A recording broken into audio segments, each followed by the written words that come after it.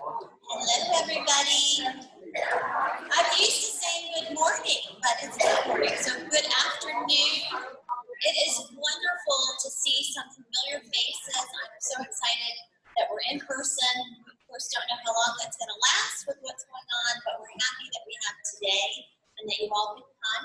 I do see some new faces in the audience, too. So I'm Stephanie Smith. I'm the president of Senior Advocate. Senior Advocate has been around for, gosh, I think about 22 years now, and we do educational events for both the Peninsula and the South Side. So we're thrilled to be here today. We've got some wonderful presenters, and I want to bring up Marie Warren. Without Marie, we would not be able to come to this wonderful place every year. She invites us back to do these events, and she is in charge of their senior program here. So let's give her a warm welcome. Thank you. I am the Director of Senior Adult Ministry here. I have a 45-voice senior adult choir, and we're always looking for more. And as well as that, I plan trips and activities for senior adults. And I also facilitate the grief share, grief support program here. We do all kinds of things. Yes, if you want to know anything about any senior adult ministry thing, just come ask me. And at this time, I would like to introduce the pastoral pastor for Liberty, and this is Reverend Joe Hunt.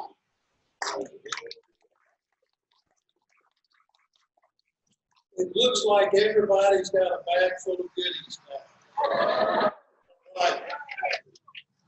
We want to welcome you from Liberty. We welcome you here today, and I know this is going to be an opportunity for you to learn many things, helpful things, and so you're going to have a great afternoon. I would like to have prayer for us before we start. Father, we are so thankful for your presence in our lives, Lord, that you just wrap your arms around us, minister to us in so many ways, and you bless us in so many ways. And Father, I'm praying that this afternoon will be one of those times where each person who has needs will be blessed just by the knowledge that they get, the opportunity that they have today. And so, Father, we just can't thank you enough for all you do for us, the amazing love you show for each of us every day. And so we just praise you and bless your name. It's in Jesus' name we pray. Amen.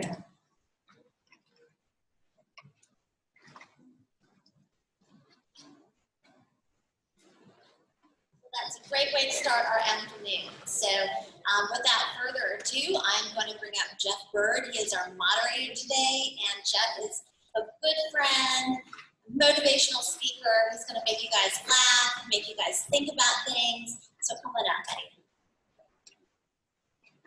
buddy. Thank you so much, Stephanie, and hello, everybody.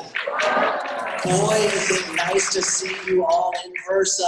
I see so many familiar faces, and I'm so glad we're out of the house. I'm grateful for Zoom, don't get me wrong, but I am tired of sitting in my office staring at a computer screen, right?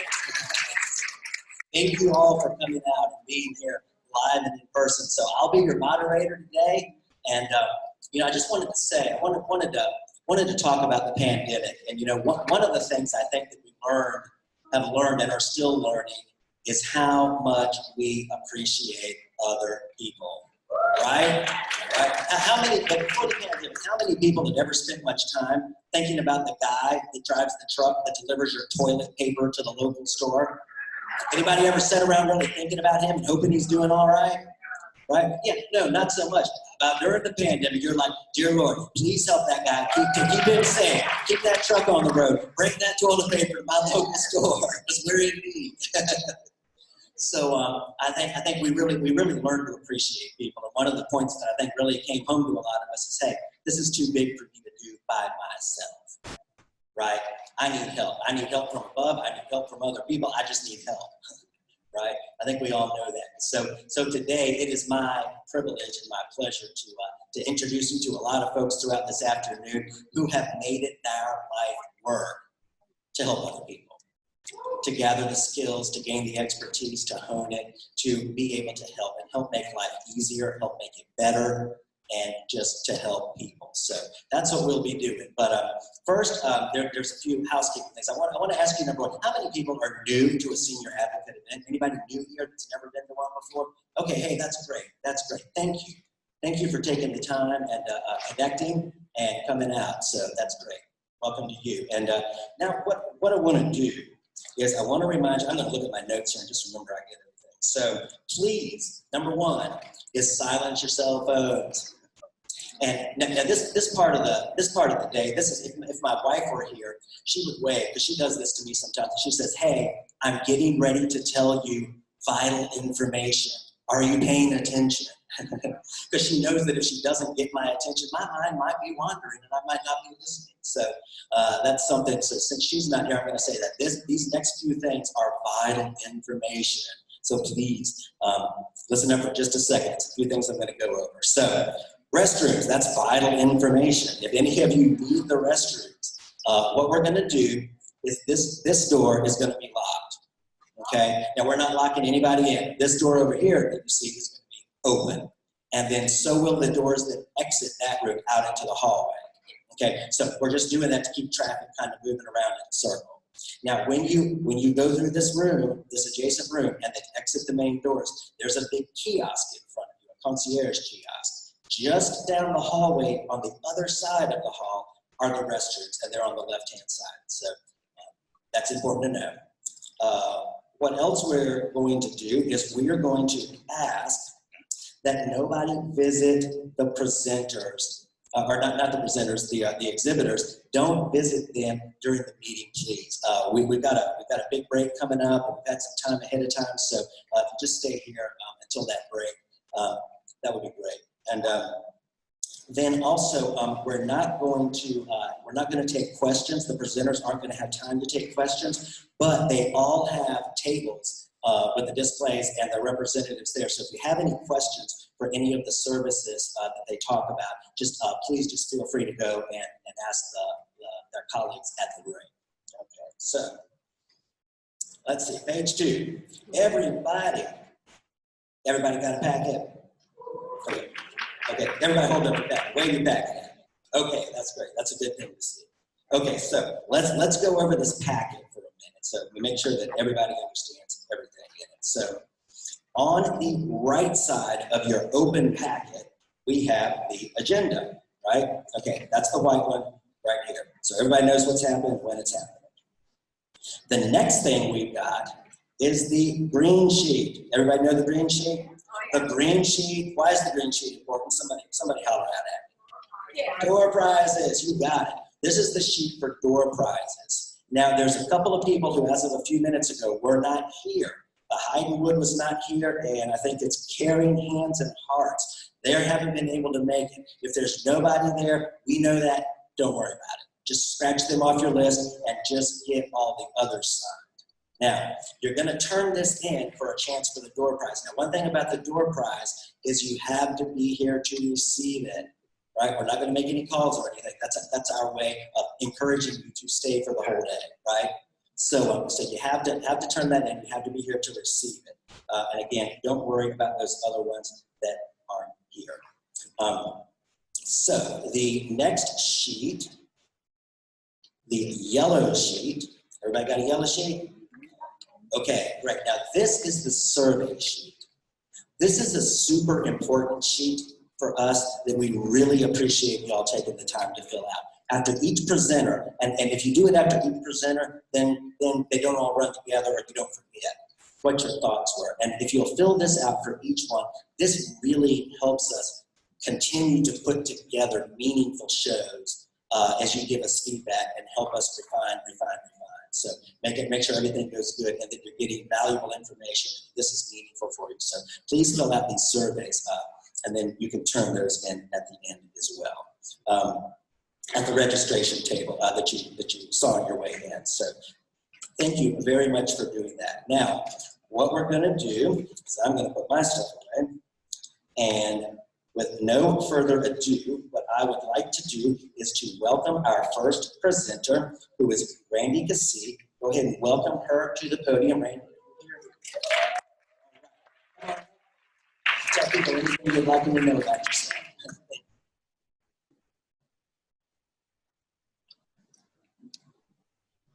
I think I gotta get a clicker first. Breakfast automated will go and you'll have to click back. Hold on 1 second. All right, hello everyone. It's so good, and yet, I'm gonna put my mask right here, perfect. And yet, it's kind of scary to see people all together back again. But as I was introduced, I'm Randi, Keesee. I am the Vice President of Development with Peninsula Agency on Aging. For those that may not know what PAA, it's shortened because it's a mouthful. What we do is we provide services and supports for seniors, 60 and older, to keep them living in their homes of choice. Does anybody know why that's such an important piece? Thank you, Jackie. It's cheaper if you live in your home. You've paid off your mortgage. You've raised your kids there. It's your familiar surroundings. And so what we do is we have a variety of services that we put in place to help you to keep living in your home of choice and to age gracefully and happy and healthy. That's our main purpose. But I am not going to talk about that today. Look, I see a familiar face. I haven't seen all these faces. It's great. But so today, I'm not going to talk about PAA specific. I want to talk to you about caregiving. And caregiving is becoming a huge part of society if it's not already. Have you all heard the statistic about senior population, what it's doing? It's living longer, but it's growing. By 2030, we're going to double our senior population. By 2050, seniors are going to outnumber children 5 to 1. So as a caregiver, that's going to become a huge piece of our society. And so Stephanie had asked me to talk to you today about caregiving and some of the tools and some of the tips that I can share with you as you venture into that. This is going to touch on younger generation, people who work. This is also going to touch on older who are taking care of their loved ones, their spouses, so on and so forth. So it goes for everybody. All right, so whenever I meet somebody new or somebody I've known for a while and all of a sudden they say they're a caregiver or they've been doing caregiving for a long time, first thing I do is I tell them they need help. You cannot be an efficient and effective caregiver by yourself. You cannot. I know you want to do it. I've been there, I've done it. You cannot do it. And so I do talk, I have conversations, but the first thing I always do is say you need help. You cannot do it alone. You've got to seek help.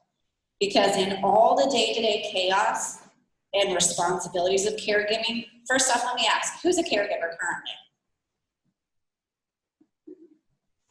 And it could be of a loved one who has been a caregiver. 30 years. Who's going to be a caregiver? Everybody else. Who's going to need a caregiver? Everybody. So this applies to everybody. So it's easy to forget about that one person that makes it all possible. You, the captain of the ship, the leader of the team. And sometimes reaching out for support seems like just another thing you have to do. It's just one more thing I gotta put on my to-do list. I don't have time for that. I gotta get to mom, I gotta get to my husband, whatever it may be. But getting support is the one thing that's gonna keep you healthy, and I'm gonna tell you why as we get into this. It's gonna help keep you sane, and your ability to navigate the caregiving journey will be that much easier. Oh, let me push forward. Like, you think after 18 months at Zoom, I'd learn how to use technology. So no one really expects it, but at some time or another, just as I had asked, everyone is going to need care, provide care, give care, or have given that care. And it's a responsibility that falls on us, especially if it's someone that's close to us. So for you, it could have started slowly. It could have been mom fell, she broke her hip, she got rushed to the hospital. All of a sudden, you're needing to try to figure out things. It could be the neighbor calling to say your husband is out wandering the streets and he needs some help. It could happen drastically, it could happen slowly, but it happens. And it could be that, in my situation, it was a phone call. And all of a sudden I got thrown into caregiving with just a simple phone call. And I can tell you, you're not alone. If you look at the statistics currently, there's 53 million caregivers.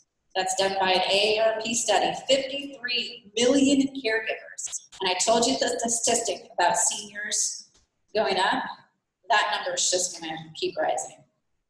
So this is really important. So, you know, now that you're a caregiver, you need information, you have to educate yourself, get all the tools that you possibly can to manage this task, because you're going to go through a lot of emotions.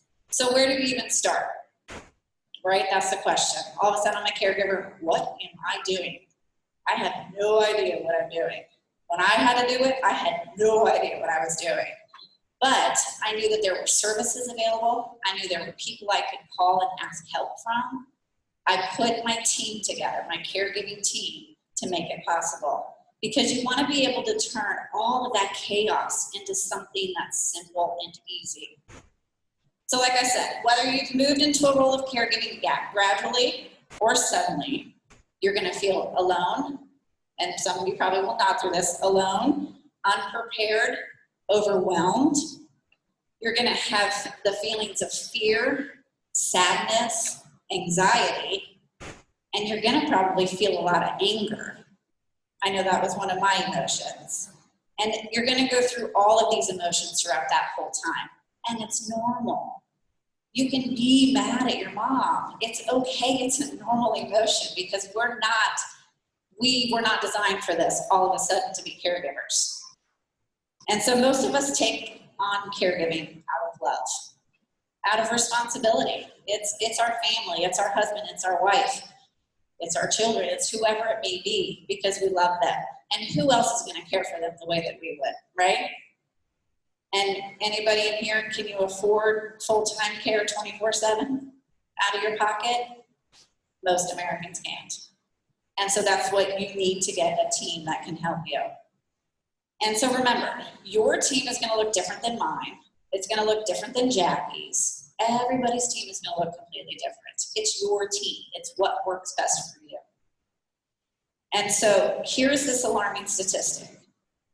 65% of caregivers die before their loved one. 65%. Why is that? Because you're trying to do it all by yourself. And you're neglecting yourself. So when I said at the beginning, getting a caregiving team put together, it's going to help with your sanity, your health. It's going to make the process that much more easier. 65% of our caregivers are dying before their loved ones. It shouldn't be that way. So you need to understand why it's so crucial to have your own team. And it's more than a one-person job. So here's my story. My mom is 64. November 13th of last year, she wasn't feeling very good. She gets chronic kidney stones, and I always lecture her about this. And I say, Mom, you need to drink more water. Stop drinking all that soda. It's disgusting. It's bad for you. Well, she got kidney stones. She had a fever. She wasn't feeling good, so her doctor sent her to the emergency room. Friday, November 13th. She was going in because the kidney stones. Has anybody ever had kidney stones? All right. So they were the size of a nickel. You can't really pass those. They can kind of hurt. So she went to the emergency room. They told her they were going to keep her overnight. They were going to do some shock waves, break them up, whatever stuff that the doctors do to them. 7 a.m. on Saturday morning, my dad calls. Your mom's on a ventilator. She has double pneumonia. I'm sorry, what? I just talked to her last night before she went in for surgery. And he was like, yeah, I don't know what's going on. My family lives in Iowa. So 1,300 miles away, I'm on the phone with my dad. And he's like, I don't know what to do. They've been married 47 years. And so it's one of those situations where you see your loved one in this position and you have no idea what to do for them. So the first thing I did was said, Dad, I got it. I will be your teammate. I will take over everything for you. Your job is just to simply 100% focus on caring for her. Everything else, leave it to me. Saturday afternoon, he calls me. She's tested positive for COVID. 10 days my mom stayed like this. She has no memory whatsoever of being in the hospital, no memory of COVID, no memory of any of it. She would only wake up, give or take about 5 minutes a day, and that's it. That was just for them to give her some medicine, and that was it. So my dad literally spiraled, as probably most of you know as a caregiver, out of his mind as to what to do. So what I did is I created a communication plan with the whole entire family. I put in place health initiatives with the doctor because he couldn't think straight. So my dad is just probably like most of us. We have no idea how to deal with medical. All of a sudden something happens. I have no idea what this doctor's talking about. That was my dad. He would say, he said something. I don't know what he said. And I'm like, Dad, what is she taking? I don't know. She said some medicine. Oh, God, Dad. Okay, so then it became, I was the healthcare agent. So I took over talking to the doctors. I took over talking to the nurses. I took over talking to the family. But what it was is my dad needed a teammate. He needed somebody to help me because he could not think in that frame of mind to be able to do all this. And I did it from 1,300 miles away. The funny thing is I have 3 brothers who live right down the street from where this happened. But I knew from working at PAA what my dad needed. And so I immediately jumped into action to be able to help. Thankfully, because of my knowledge, the doctors were able to, she had no idea about it, but it was plasma. The plasma donated from other COVID patients. I talked to the doctor and I was like, can you give it to her? He's like, well, she has to say yes. I was like, go wake her up. He put her on the phone and she, literally, this was her. I was like, Mom, say yes. You want plasma? Yeah. Okay, she said it. All right, give it to her. That's all I had to do.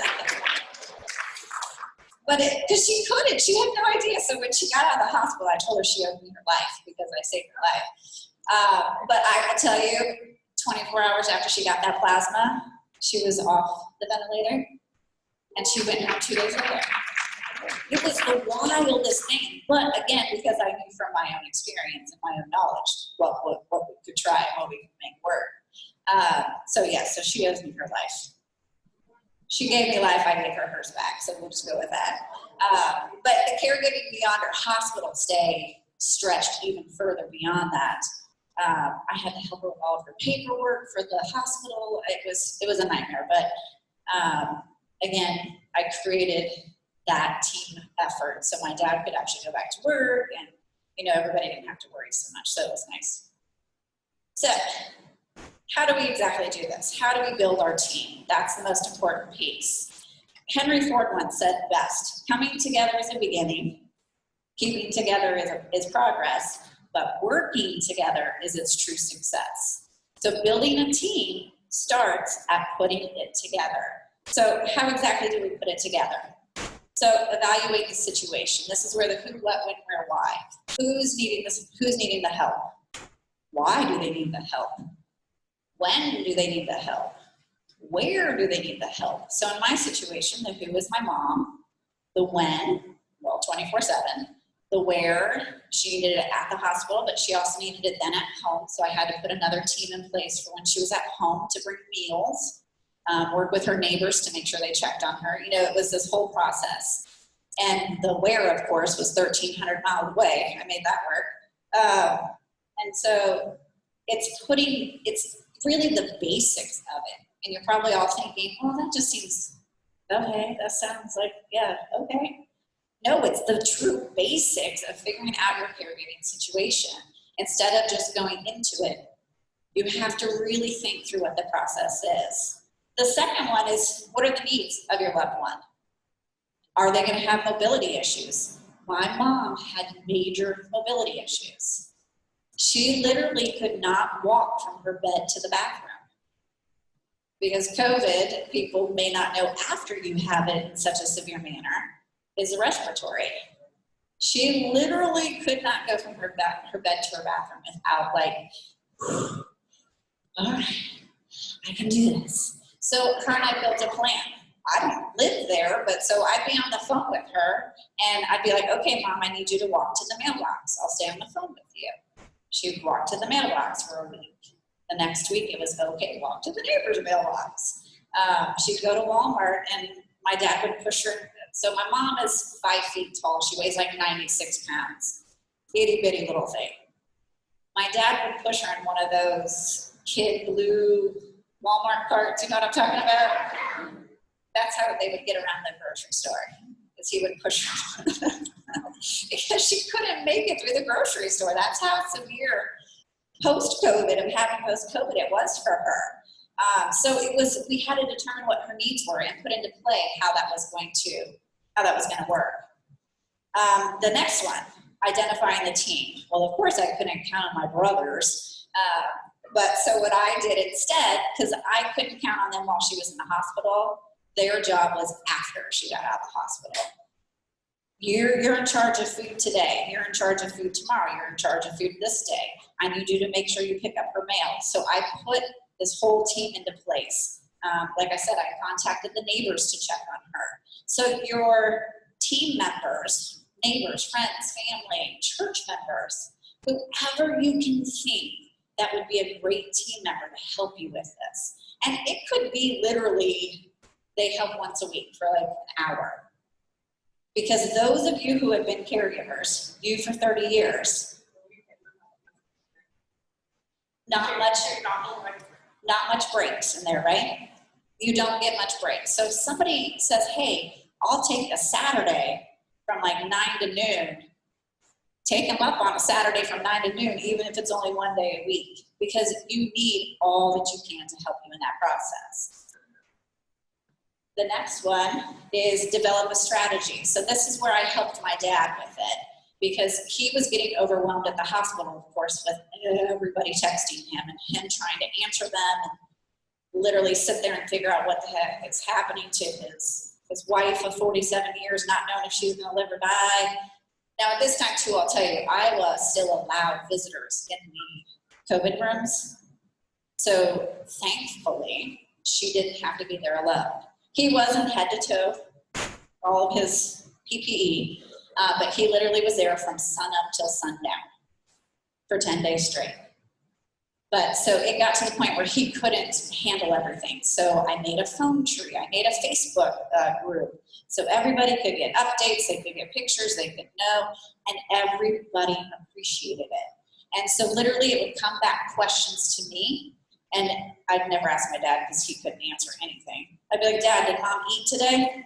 I don't think she did. I said, are you sitting in the same room as her? Well, she could. I don't know what they're doing. So this is like trying to work with a 2-year-old, trying to figure out what's going on. So I would answer all those questions. I would ask the nurses. I had 3 phone calls with the nurses every day, morning, afternoon, and evening. They would fill me in. They were fantastic. Nurses through this whole process, I'm telling you, were amazing. And so I would then feed that information out to everybody. So everybody knew what was going on. The communication strategy, everybody knew what to expect when she came home and what was expected of them. Because how many times have we gotten to a situation, especially for caregiving, that we had expectations of Jeff? Jeff had no idea that we were expecting him to do that. He didn't do that.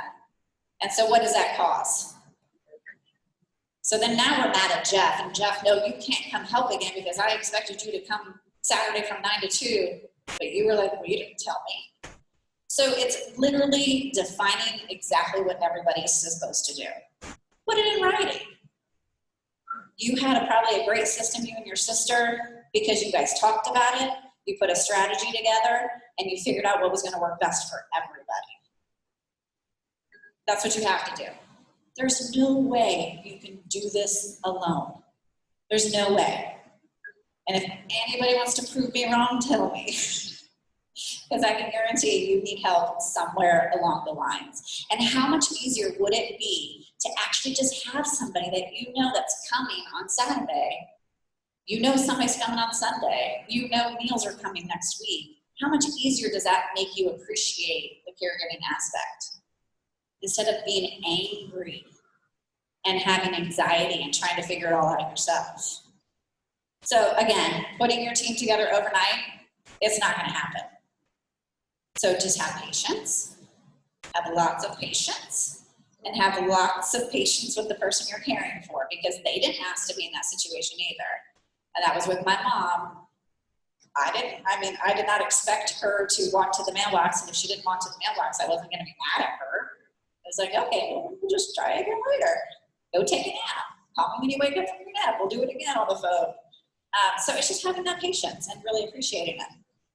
So your caregiver toolbox. So once you've established your team, this is your toolbox. Employee programs. So for those who are a little bit, well, I would say those are still who are in the workforce that are caregivers. It's a huge percentage of us that are still caregivers in the workforce. I can tell you, even though I was still teleworking from home and trying to handle my mom's situation, I could not focus on anything else other than constantly reading, typing, talking, whatever it was in the caregiving situation. And so it's a simple thing as reaching out to your employer and saying, hey, I'm a caregiver. I reached out to my boss and said, hey, this is what's going on. I may, at the drop of a hat, have to fly out to Iowa. I may not make the meeting tomorrow. And the response was, I understand. Do what you need to do. Caregiving is a big part. I understand. So if you don't talk to your employer and find out if they can be at least forgiving or flexible, you're making it more difficult for yourself. Simply talk to them. Don't hide the fact that you're a caregiver and you're trying to balance everything. Your support team, we talked about that at length. Lean on them.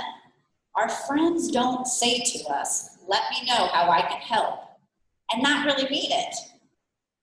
How many of us have a friend that has said, let me help, and we just go, oh, okay, yeah, I'll let you know.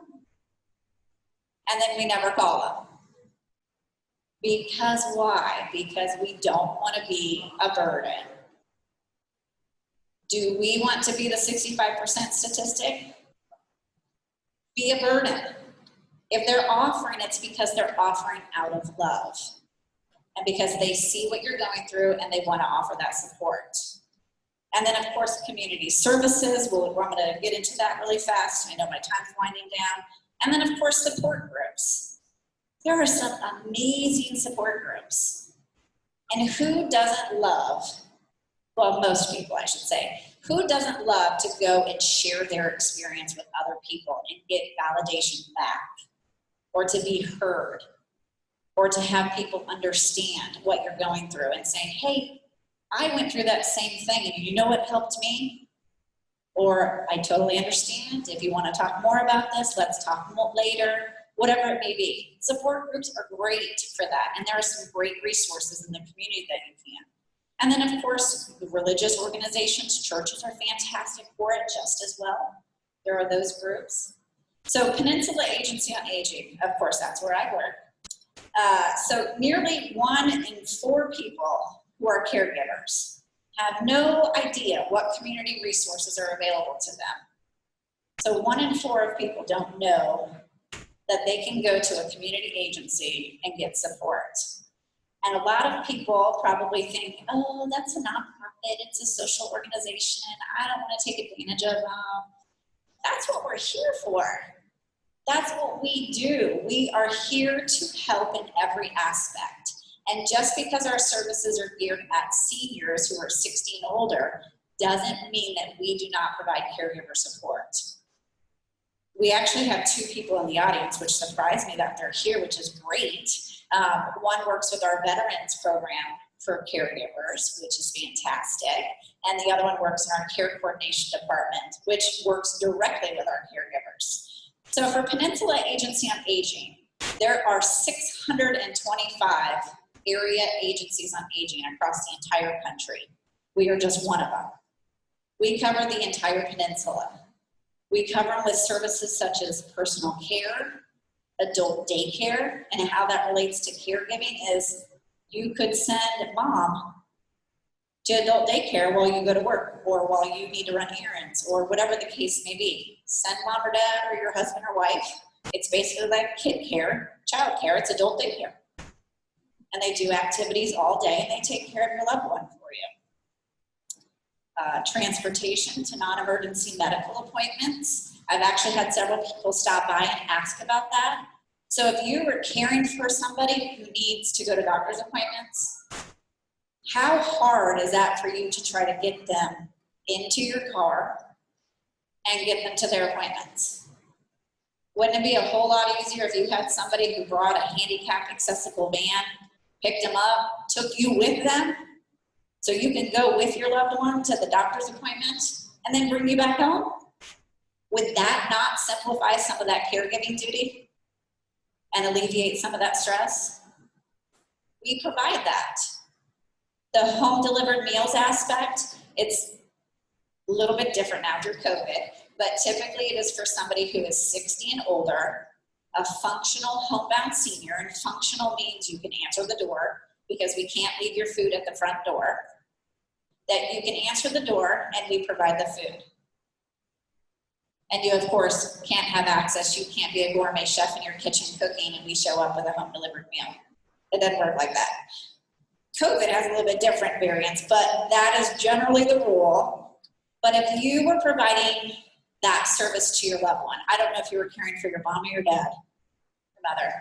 So if you had somebody who could come and bring meals to your mom every single day, would that alleviate? It would have alleviated a lot of the extra work. Because these meals are huge. And a lot of times our seniors, it's huge portions. They'll split it in half and they'll eat it for dinner. So knowing that there is a meal service, a transportation service, a personal care service that could be put in place, adult daycare service, insurance counseling. I don't know if you've ever had to go through insurance, been trying to figure that out for your loved one, but it's a mad mess and I would never want to do it ever again in my life. We provide free, unbiased insurance counseling. So these are just all these little tools that we have that we can provide for you. And I'm supposed to mention vaccine transportation. If anybody needs a ride for vaccines, we also are doing that right now as well. And then of course, our community resources.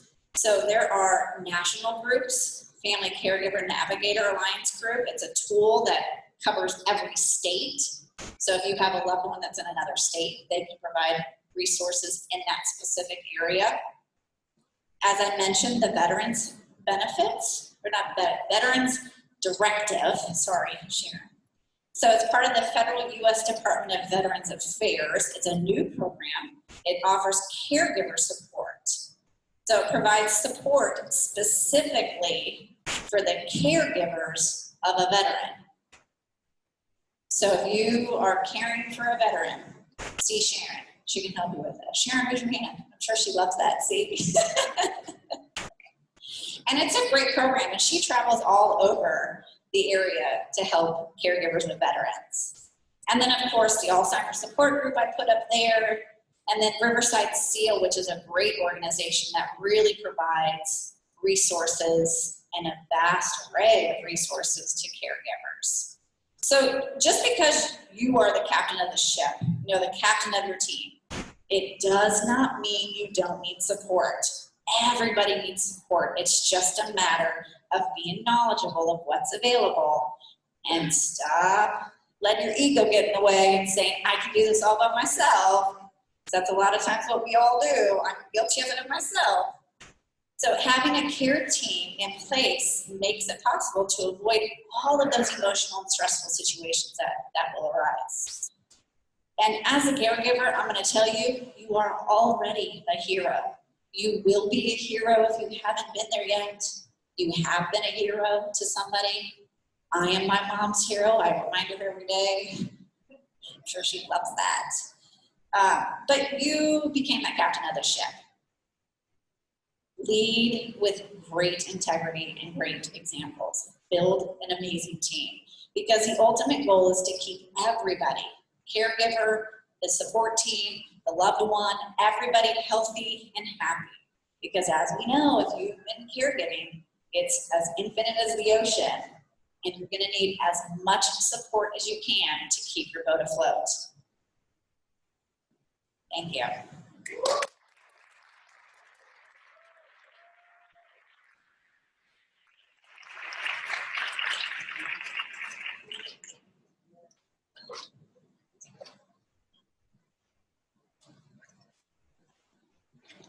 Thank you very much, Randy. I appreciate that. And your colleagues on the South Side helped my mom when she needed it too. And it was quite a blessing to be able to have that. And also, interestingly, a friend in the neighborhood of my mom, talking about finding people who are close by as opposed to like Iowa when you're that far away, a friend that I used to deliver newspapers to when I was a kid stayed in touch on Facebook, and I was able to put her in touch with my mom, and they became my best friends. So you never know where the help's going to come from. But yes, thank you and for the help that you all provide. Thank you very much. So I forgot to mention, you've probably already seen it, but in your folders, remember those? On the left-hand side is the information about the exhibitors, and I've got a piece of these too. Great. So I just wanted to point you to those as well. So thank you very much. Our next presenter is going to be Jenna Heuser. Is she here? Okay, Jenna's here. So come on up, and she is from Garrett Realty Partners and will be presenting on how the housing market has been impacted since the pandemic. Thank you. Good afternoon, and just like Randy, I'm so excited to see everybody out and about today and to roam around, pick up our packages, get some great candy, and just be able to all be together today. And for me, it's real special to come together with you and hear some of the presentations. My mother's 89. We're going through half of what Randy just talked about. So to me, it's actually very helpful to learn some things that can help us along the way as well. And real estate has been one of them. So currently I am a partner and associate broker with Garrett Realty, which is now Garrett Realty Partners. I know I'm not as good looking as Greg, but I do try my best to be up here and give you the most accurate information I can. My assistant Leslie is just passing out a little card for you. Does anybody know what's going on in the housing market right now?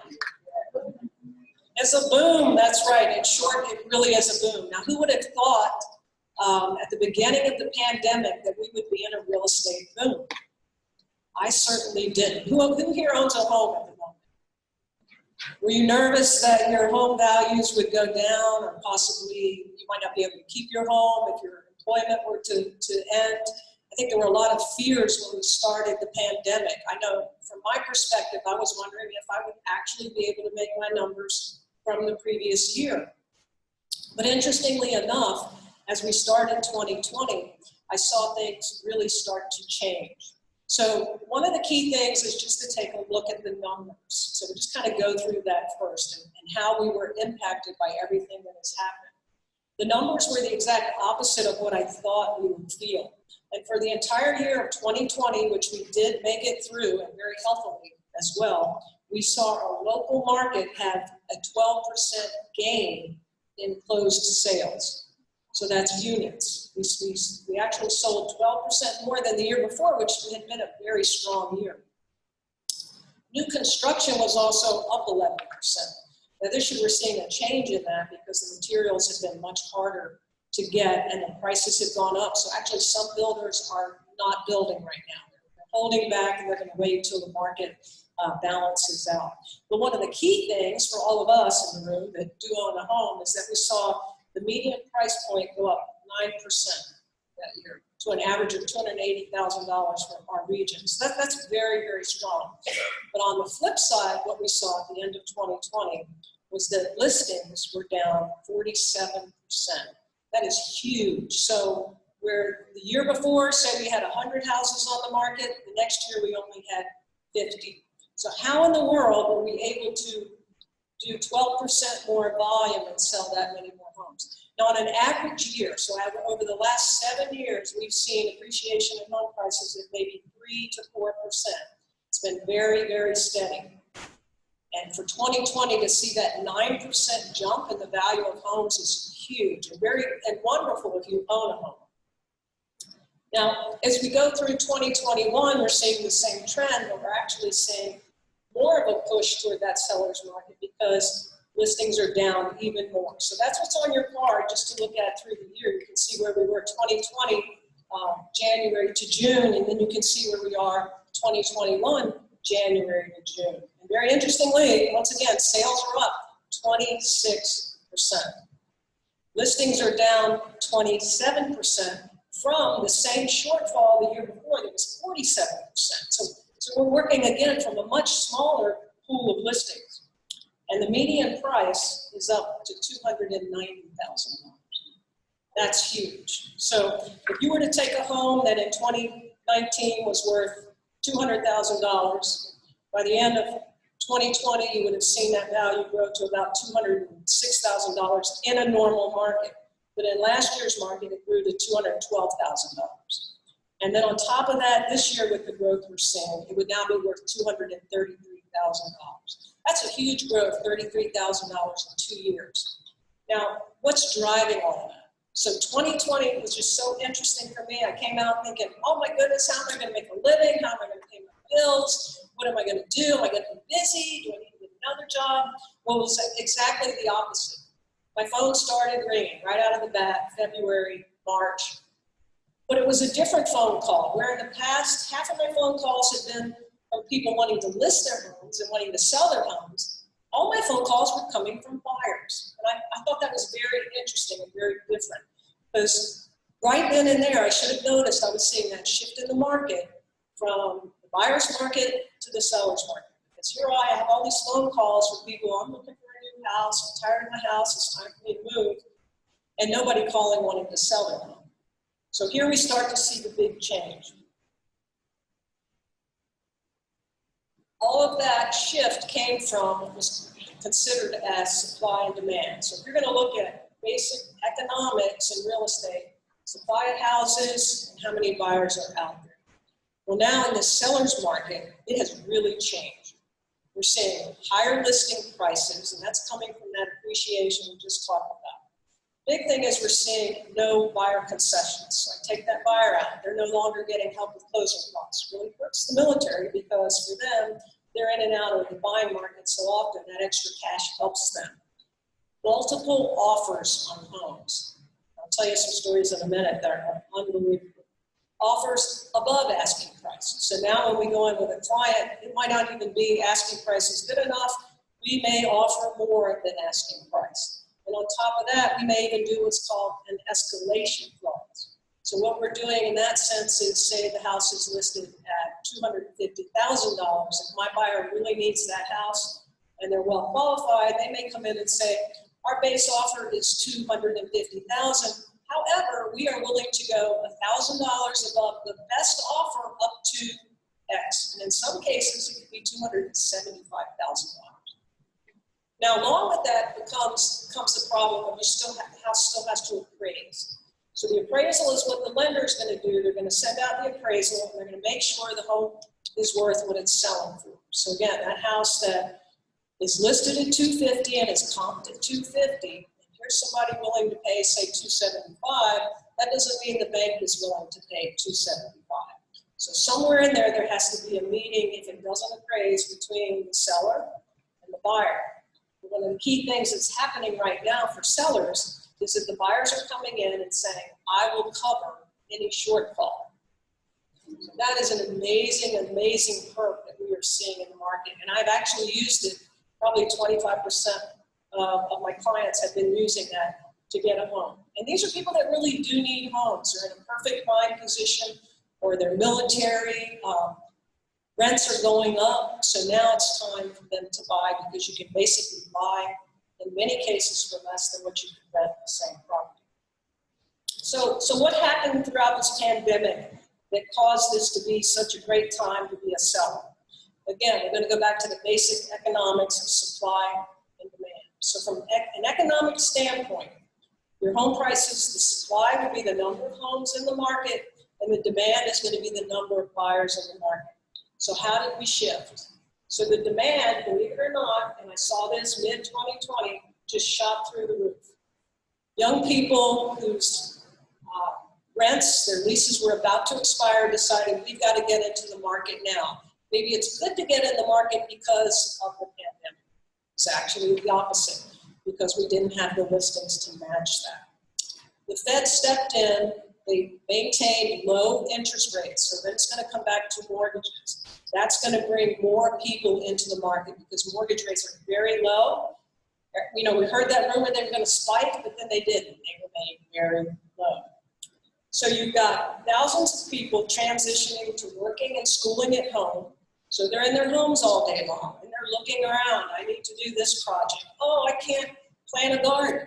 I don't have anywhere to do my hobbies. I don't have a home office. Where are my kids going to do their schoolwork? So that led to people really looking at their homes and deciding, it's time to buy another home. It's time to upsize. Or it might be another couple, an elderly couple that wants to be closer to family. You know, the pandemic is bringing us closer together. I don't get to see my family. It's time to downsize and move closer to family. So we see all of that happening. We also saw a huge shift in where people could work. And I'm embarrassed to say I didn't go to my office very much during the pandemic because I have a wonderful office at home.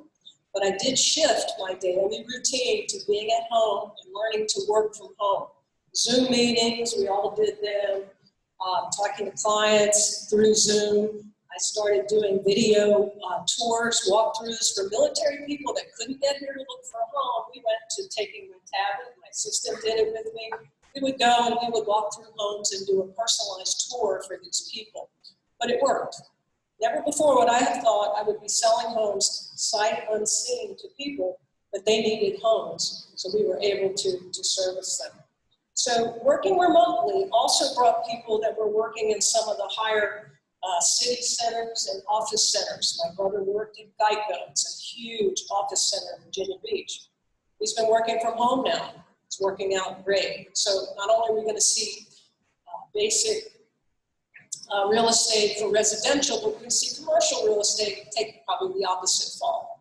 We're probably going to see an overabundance of commercial real estate available as we move forward.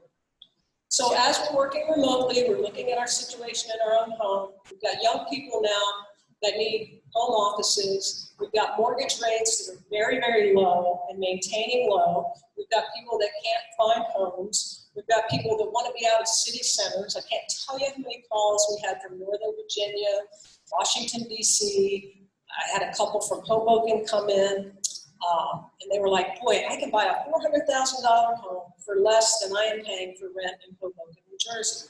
So moving out of that New York City area and coming down to an area where we've got lower taxes, we've got great schools, and we have lots to do in terms of entertaining, and our real estate prices are very good. However, in another year, they're going to be even higher. So it's going to be interesting to see how we cap out on 2021.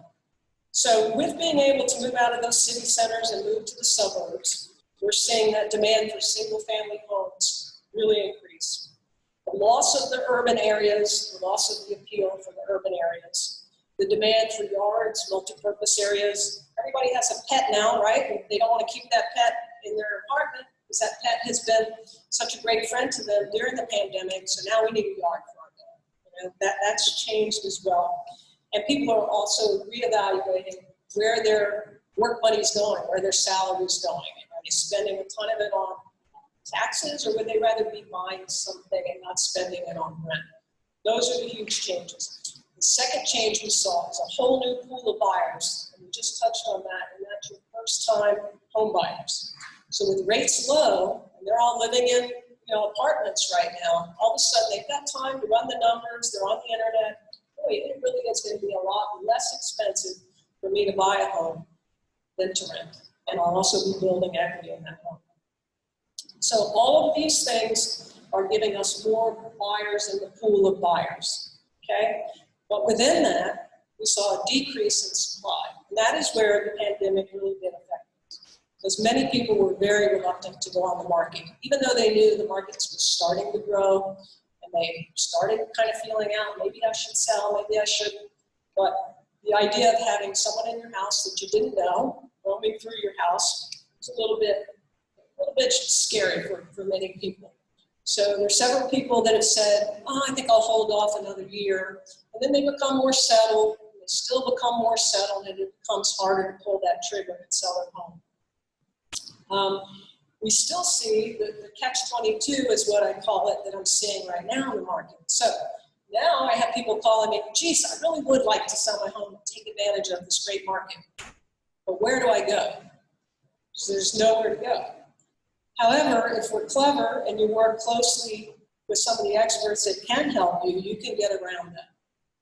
So here's what we're also seeing in this very interesting market. Some of the buyers are coming in, I want to buy your house, I'll close in a month. However, you can stay for as long as you need, rent-free, until you find a replacement home. That's a pretty good perk. So I've done it myself with some of my buyers, but as a seller, that's a huge perk. It can alleviate some of that fear factor going into the seller. The other thing, you can actually put that in the listing. You can say that up front. And good realtors, so you've got realtors that want to work with your buyers, and you've got realtors that are working with your seller, and their goal is to bring everyone together and be able to make that transaction happen. So there's a lot of conversation now that goes on behind the market in terms of guaranteeing appraisals, which we just talked about, and in terms of what's best. I'm representing the seller. What's best for my seller?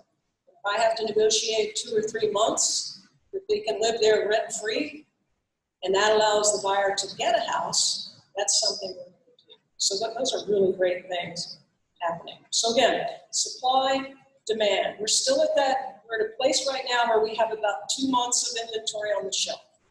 So a balanced market is about 5 months of inventory. So you can see what a huge difference that is in what's actually available out there for buyers. Last 2 weeks, I've seen a little bit of a lull. I think the buyers at certain price points are starting to give up. They're starting to renew their leases. They're tired of having to fight for houses. This year, I think the one that was most interesting to me, we had 13 offers on the home.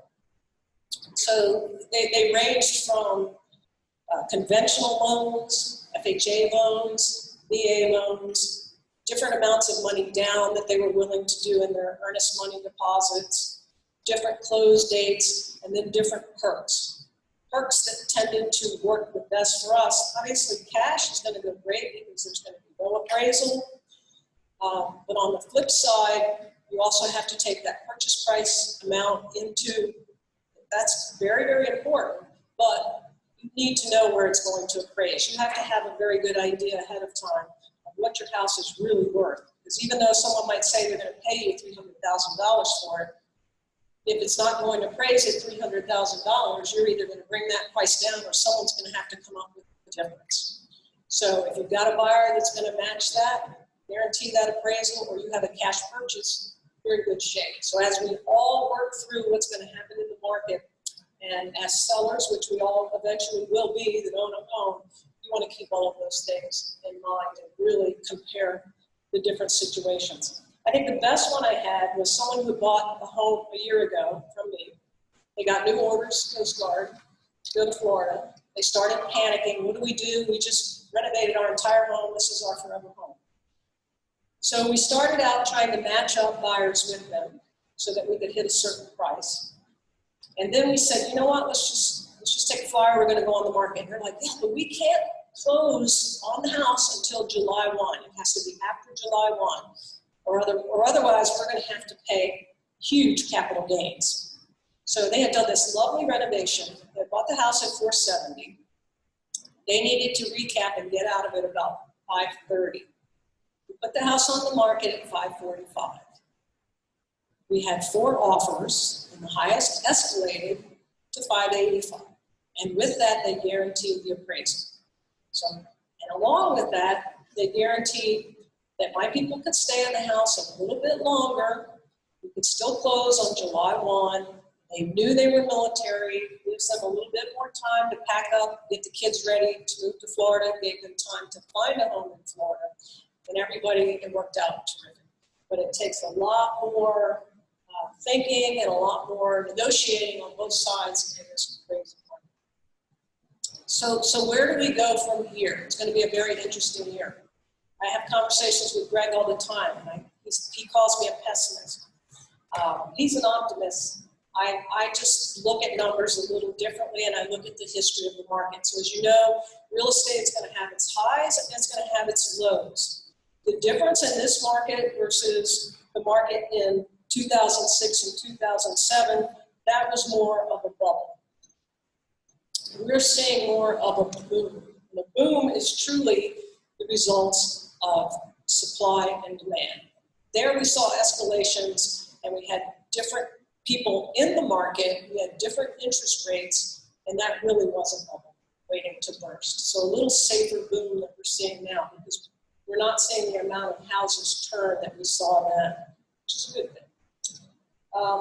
The key is going to be, as we move forward, trying to satisfy the demand that's out there. So for any buyers in the market, patience is going to be part of that, and also riding the ebb and flow that we're going to see just throughout the next year. And I think that's going to be cyclical based on time of the year. I think now as we're getting kids back to school, people are changing. Most of the military have already PCS, they're already here. We're going to see a little bit more of a lull. But I think by January, February, we may see an increase in those listing numbers, because a lot of people will say, you know, it's now time for me to finally take advantage of the market. However, they may miss the market that's there right now. And that's a conversation I'm having daily with people thinking about selling. Because even if you sold now, you take advantage of that market, you might be able to wait and close in November. You might be able to wait and close in January. There are investors out there looking at buying properties. So just having a little bit more knowledge of how to navigate all that is very, very important right now. Our area, it's not that we're protected from what might happen as we move forward, but we have some very, very strong things going on. So we've got ship repair, which is huge in the area, and it's in full swing. So we're actually behind in some of our ship repair, and we're making up the demand that was hurt in previous cutbacks in the repair of some of the federal ships and the Navy ships. That's really going to help our area. Shipbuilding in general, Newport News Shipbuilding is in a very good position. They've got several contracts in place, and they have a much larger workforce than they've had in many years, even through COVID. Wind power is going to be big off the Virginia coastline, so we're going to see another 7,000 to 14,000 jobs coming into the area with that. Our ports are some of the best on the East Coast. We're getting ready to dredge like another 4 or 5 more feet off of those ports, which should then put us as the deepest port, which should really help what we have going on in imports coming in there. And then our military installations are continuing to expand. I'm sure you might have heard about what's happening with Langley. We have the new F-22 squadron coming in, and that's about another 800 airmen. So that's going to bring even another pool of buyers to the area. So my prediction on as we move forward will be the result of no supply, high demand, higher prices that have come out of the pandemic. I think as we see more people go on the market, we're still going to see this influx of new people to the area and stability of our economy. So hopefully we will still see another appreciation this next year of about 10%. Now, as we move into the future, that may change as things balance out, as more homes come on the market, and it will also depend on what happens with inflation. So with what's happening with the hiring that's out there right now and the unemployment, there's so many people looking to hire people that we're seeing small businesses and corporations are paying higher rates now for their employees. So we're going to see a little bit of a scare. This is Jenna speaking. We're going to see a little bit of a scare, I think, in inflation, which then may force the Fed in to increase mortgage rates. When that happens, you will see home prices come down. So going forward, what I would say as a senior, or what I'm telling my mom as we work through all of this, is number one, learn the current value of your home. That's very, very important, because you'll also know what equity you have in it. It's a very easy exercise. You can call any realtor to come out, they can run comps for you, and you'll know about what your investment is in that home. Very important to know. Then you want to know where the mortgage rates are and recap where your own mortgage is, if you have a mortgage. Because if you're anywhere above 3.5%, it might be time to refinance. And you might be able to lower your monthly payment, no cost to you to run that refinance, but it's also just a good exercise to be aware of what's going on in the market and where your payments could be.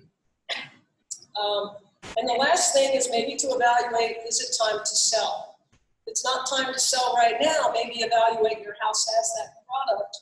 What do I do to the home now while I'm in it and I've got some time to make it worth the most it can be worth when I do sell? So that if you get to a point where we see the market escalating and we see a plethora of homes coming on the market, then you're ready to pull the trigger and take advantage of maybe the tail end of this huge appreciation we've seen in the homes, but you're ready. And you've done maybe a few small projects to make your home extremely competitive, and the home that will be the next to sell in 2 to 3 days, maybe with 10 to 13 offers, and being able to close within 30 days. So certainly some things we can be doing now, preparing ourselves for that next market. Did anybody think this was going to happen? Were you like me? I just thought everything was good. It's been really an amazing market. Does anybody have any questions while I'm here real quickly? Yeah, we can definitely do questions if you say. Thank you. It was great speaking.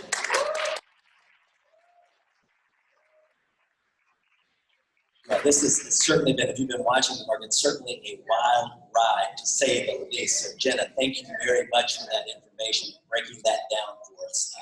That is wonderful. So what we're going to do, I've got a couple more announcements for you. So remember what I said earlier about these doors being locked? That's not the case. That's how we've opened these doors now. So the snacks, we're getting ready to take a break. So the water and the snacks are going to be right out these doors. So that's the first thing. I know that's important. And then the second thing is our next session starts at 3:20. We were not able to have the doctor. He had an emergency. That Dr. Martin that was going to present from the Orthopedic and Spine Center. So we got a little bit longer for the break. So we're going to start again at 3:20. But if you could start coming back by around 3:15, then we can everybody be in place and kick right off on time. Also, remember these green sheets, the sign-off sheets. These green sheets here. So this one, remember to please turn those in at the registration table, and there is a place to sign at the bottom. And also, if you're not on Senior Advocate's email list, there's a place that you can put your email information there so that you can stay up to date on other events that they're going to have. So we appreciate that. And make sure I have covered all of the bases. Yep, that is everything. So I will see you back here by 3:20 and preferably 3:15. So thanks so much and enjoy your break. We're gonna get going again. Did everybody enjoy the break? Everybody have some good snacks? Anybody else have one of those cookies that's about as big as a steak? That thing was good. I appreciate that. So hey, several of you, I wanted to let you know, several of you have come up and asked me if I was presenting today. You've seen me in the past, and I'm not presenting today, but I wanted to let you know that I do have a podcast. It's called Empowered Living with Jeff Bird. That's one thing, the podcast, Empowered Living with Jeff Bird. And the other thing is that I'm on the radio now. So I've got a show at 11:30 on Saturdays. You can listen to it live online. It's at 104.9 FM. It's Praise FM. Praise FM 104.9. Okay, so you can check me out at those two places. Also, wanted to ask, did everybody turn in our exhibitor sign-off sheets, those green sheets that we had? Okay, because if not, then somebody's coming around now. I think Stephanie's sending them around to pick those up. Does anybody have a sheet that still needs to be turned in? Okay, looks like everybody's good on that. So, and you can sign your name at the bottom. And the last thing is that you do need to be present. I'll repeat that, to win the door prize. Right? You got to be present to win the door prize. Okay, so if everybody would again join us. Oh, okay, you got one. Great. I got it. And if everybody would join us now in silencing their cell phones, then I'm going to bring our next speaker up, who is Shawn Smith. He's the director of the Virginia Senior Medicare Patrol, and he will be presenting to us on protecting seniors from fraud and financial loss. Good afternoon. As he said, my name is Shawn Smith. I'm the State Director for the Virginia Senior Medicare Patrol. I appreciate the opportunity to share with you all. And I'm just going to jump in because I have probably more slides than I have time, so I don't want to be disrespectful and overwork my time. So just to talk about what we're going to talk about today, we're looking at, just give you a brief overview of the Virginia Senior Medicare Patrol. And then we're going to talk about some of those scams that we've seen in 2020 that seniors are being victims of. Then we're going to talk about preventing, how to prevent, detect, and report those scams. And we won't take questions. I'll take questions at the table afterwards. All righty? So just to jump in, the Senior Medicare Patrol exists to empower seniors to prevent, detect, and report healthcare errors, fraud, and abuse. And we do that through outreach, education, and counseling. We work with a number of organizations around the state. And some of those organizations include, the program is funded by the Department of Health and Human Services, and we partner with the AAAs around the state, the area agencies on aging, to provide that outreach, that education, and that support. I work for the Virginia Association of Area Agencies on Aging, which kind of governs all of the area agencies on aging around the state. And so that's how we get information out to the community. So some of the top frauds that are affecting seniors in 2020 were government imposter scams, business imposter scams, as well as what we call prize and sweepstakes scams. And I don't know if you've heard of all of these, so we're going to talk about each one of those. So you get a feel for it, and we talk about how to protect ourselves from those. So a government imposter scam is when someone pretends to be a government agency calling individuals to typically to get information or to get money from that individual. We saw a lot of these in 2020, and you guys are probably all familiar with these. They pretend to be the Social Security Administration, or they might pretend to be Medicare, or they might pretend to be the IRS. So with the Social Security Administration or the Medicare scam, really what they're trying to do is they're trying to get information from you. If they call from the Social Security Administration, they'll say something like your Social Security card has been implicated in some type of fraud. We just want to make sure that it's really not fraud, or we have to work with you to make sure that you're not implicated in the fraud. And you have to, quote unquote, verify your Social Security number. Well, really, they just want you to give them the Social Security number. So you end up doing that, and they have the information. They can steal your identity with that. With Medicare, they call and say, hey, Medicare has a new card. Did you get the new card? It's a black card, it's a gold card, it's a plastic card. All of those are lies, and they just want you to verify your Medicare number. They get your Medicare number. They can charge Medicare for a number of things and then charge it to your account, and they get paid for it, and it's really become services that you haven't been receiving. With the IRS, they may call and say that there's a problem with your taxes, you have extra fees, or the taxes you haven't paid, you've got to pay it immediately, and they really are trying to get money out of you. So they're asking you to pay by some obscure method like a gift card, or Bitcoin, or wire transfer, or even money orders. And so any of those methods are going to be methods, of course, that they can't trace, or it's hard to get money back from. But these are the scams that they're doing, pretending to be the government. And so this number is 67,878. It's actually the number of reports that were received last year, people receiving these scams. How many of you guys have received any of these calls? So now, how many of you guys have reported any of these calls? So a much smaller number. So we know that that's just the tip of the iceberg of how many people are being scammed by these imposter scams each year. And so again, the numbers we're looking at are just 2020, but think about all the calls that are going on every day.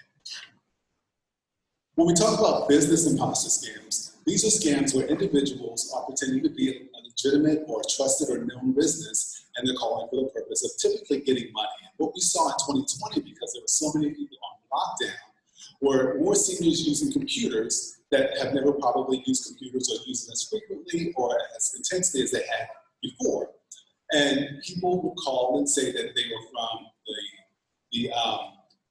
their computer manufacturer, or they're calling saying they're from the internet company, the internet provider, and that they're noticing that there's some type of malware or something on a computer. Then they're asking people to say, I can help get that fixed for you if you send me X amount of dollars. And seniors not knowing that that's not possible, give them the money, and they get remote access to the computer, which is also a problem, because once they have remote access, then they can see everything that's happening on your computer, even your passwords. They can download malware so that even when the remote access is complete, it sends information back to whoever has remote access to your computer. And And so seniors have fallen for that. They're paying $100, $200, $300 at a time to get something fixed that really isn't broken.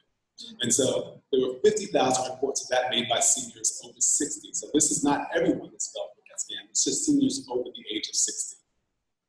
And then one of the next biggest scams has been the prize or sweepstakes scams. And basically, this is when someone calls and says, you've won $1 million, $2 million, $10 million.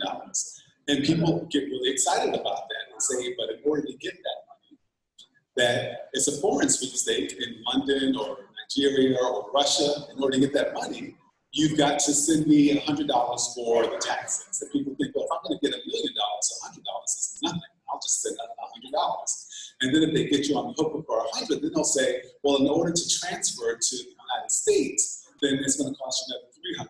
You're thinking, 300 out of $1 million? Nothing. And then they say, well, now to convert it from rubles or pounds to dollars, it's going to cost you another fee, a conversion fee. And so this goes on until the victim realizes that they didn't win the lottery. And so seniors lost about $69 million in the lottery sweepstakes scams. And of that $69 million, the people that lost were 80 plus. So 31 million of that 69 million was people that are over the age of 80. And so all of those, again, are scams that were very prevalent in 2020, affected seniors in a very bad way. So what we're going to talk about is how to prevent it, how to detect it, as well as how to report it. So in preventing scams, one, you want to hold on to your purse. But when we talk about government scams, first of all, most of these scams are happening by phone calls. If you have caller ID and you don't recognize the number, do not answer the call. Let it go to voicemail.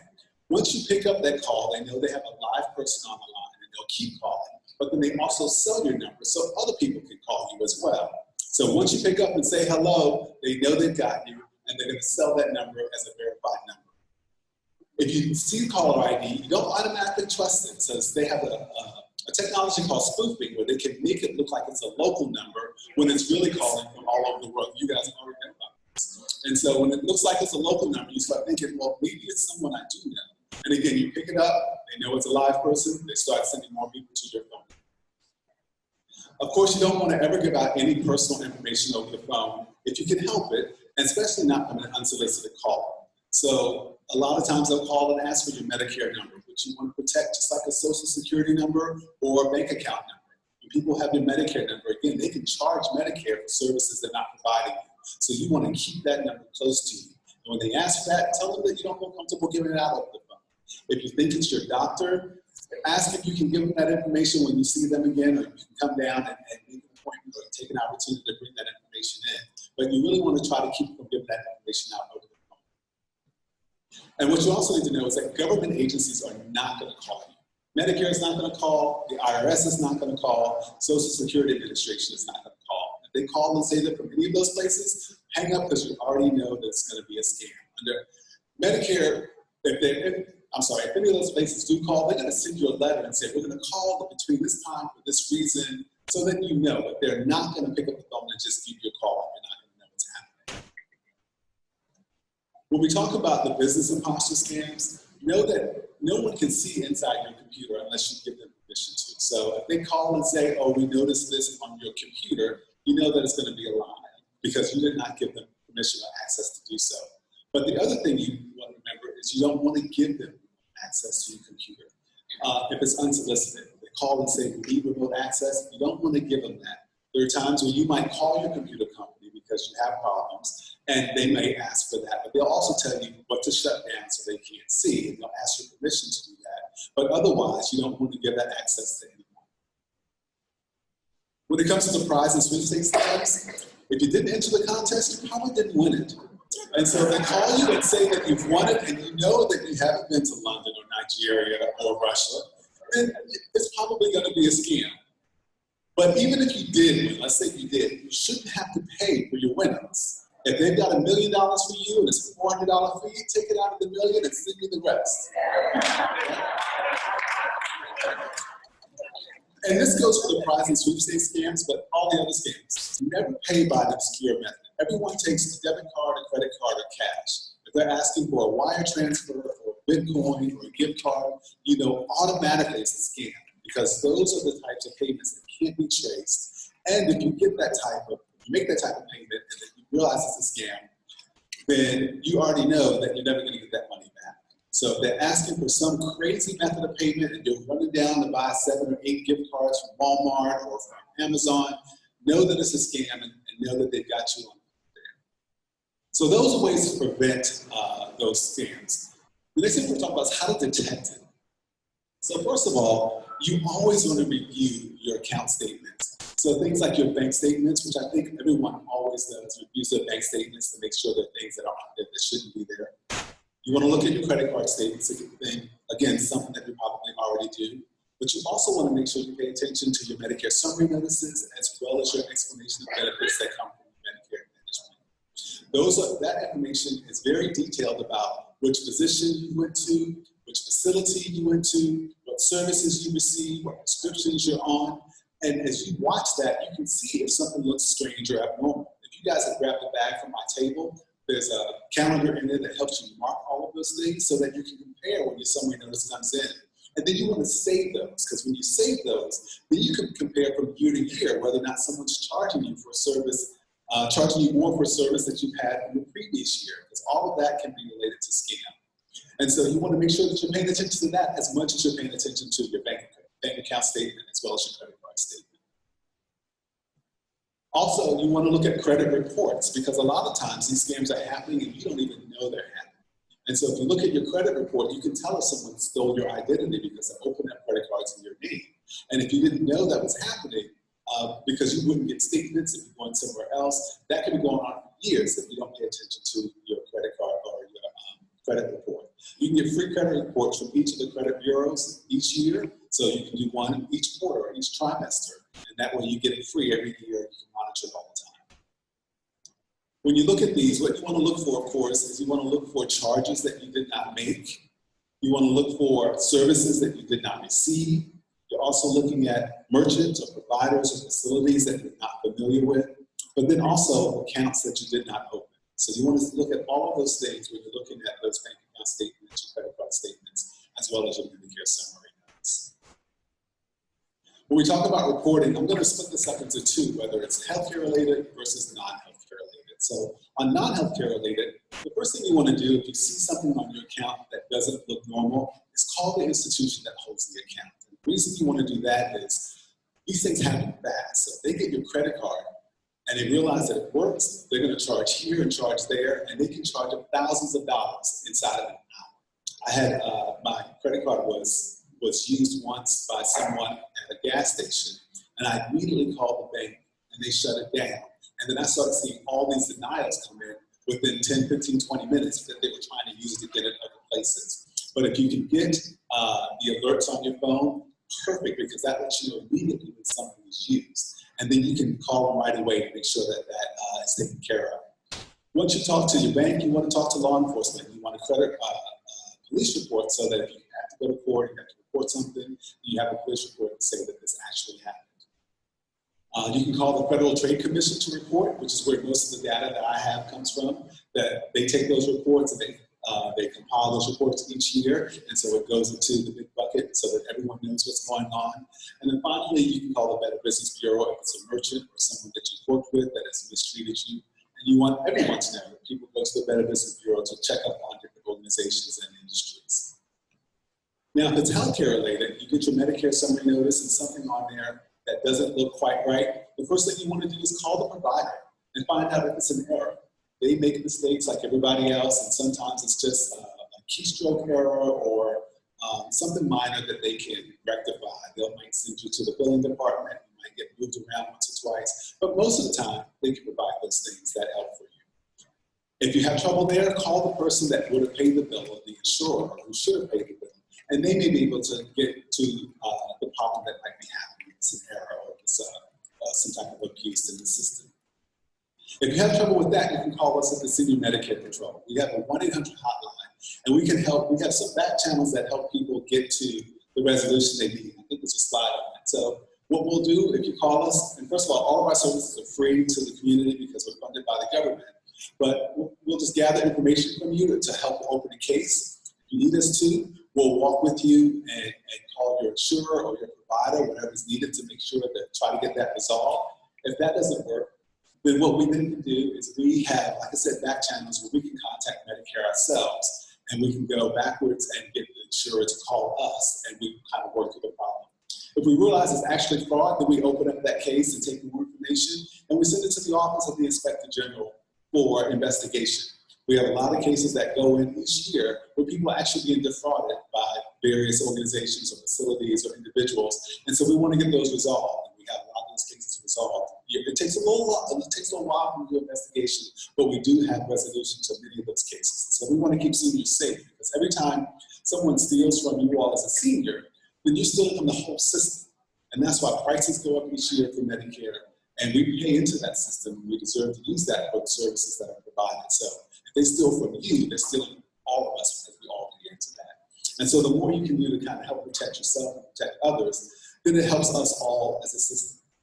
You can go to our website. Everything that you have in your bag that I gave you, those resources are on the website. If you need some of those, you can reach out and call us. If you need a presentation like we're doing today, we do large groups like this, or we do church groups, different civic groups, and if you want a presentation, we can do that as well.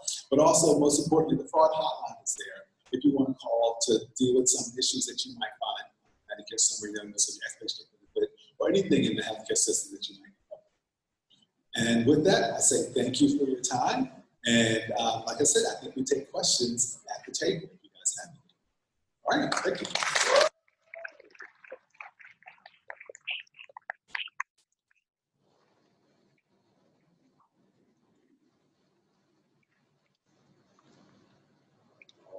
So thank you, everyone. Thank you, Shawn, too. You know, when my aunt was living, she had Alzheimer's, and she lost thousands of dollars to scammers that my cousins were doing. So with no further ado, we will turn it over to you with Reina with Pivot Physical Therapy.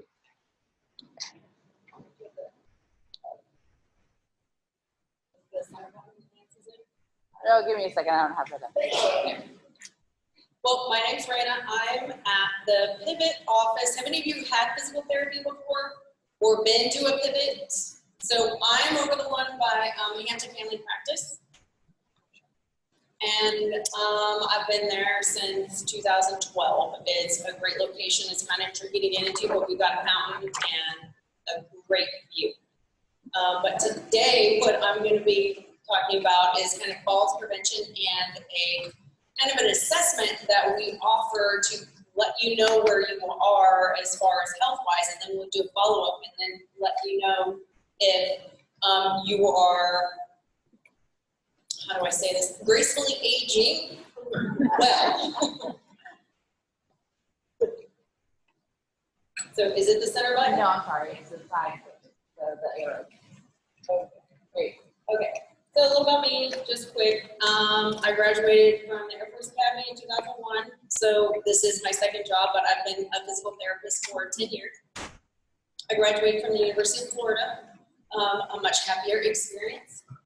And then my first practice as a physical therapist was in Fayetteville, North Carolina, where I got to work with, it surprised me how many people wanted to retire there, but a lot of vets, and I love that population. So we used to be Tidewater Physical Therapy, now we're Pivot Physical Therapy. And I have gone to get my concussion management certificate. So what that has given me is more experience to helping the vestibular and the balance, because as part of concussion, it really affects people's balance. So kind of what we're going to talk about today is how do you prevent falls, just some general exercises to kind of keep in the back of your mind, to work on, to make sure you're strong to prevent falls, taking a look at your house, and then what happens if you do fall. So your balance system is also referred to as your vestibular system, and there are three main components to that. It's your vision, your hearing, and your proprioception, or it's your body's ability to kind of tell where it is in space, so basically your feet. And I'm sure we've all been up walking around late at night. You know, it's a lot harder to walk in the dark when you can't see, and you just can't get your bearings with you. So, or like if you've been on the beach, walking in the sand, it's gonna be a lot harder when your feet kind of don't know where they're going and that surface underneath your feet is shifting around and moving. So some of the ways to prevent falls, and I have a tendency to talk, so if I go get close to going over, okay, let me know. I normally talk to a smaller group and I like being very interactive and talking. So working on your strength. I had a patient yesterday said she was probably like 80. She could tell if you don't use it, you lose it. So if you stop moving around, you're gonna get weaker. And then those muscles aren't gonna be there to help you, give you good balance. Making sure you have good balance. Avoiding hazards, so a lot of prevention stuff. Being smart about where you're at, what your environment looks like around you. Having your vision checked. That sounds like a no-brainer, but sometimes I think we realize that our sight isn't, or because our sight changes so gradually, you don't realize that it has changed. You're like, wow, I can't see as well as I used to. And then have your physician review your medicines.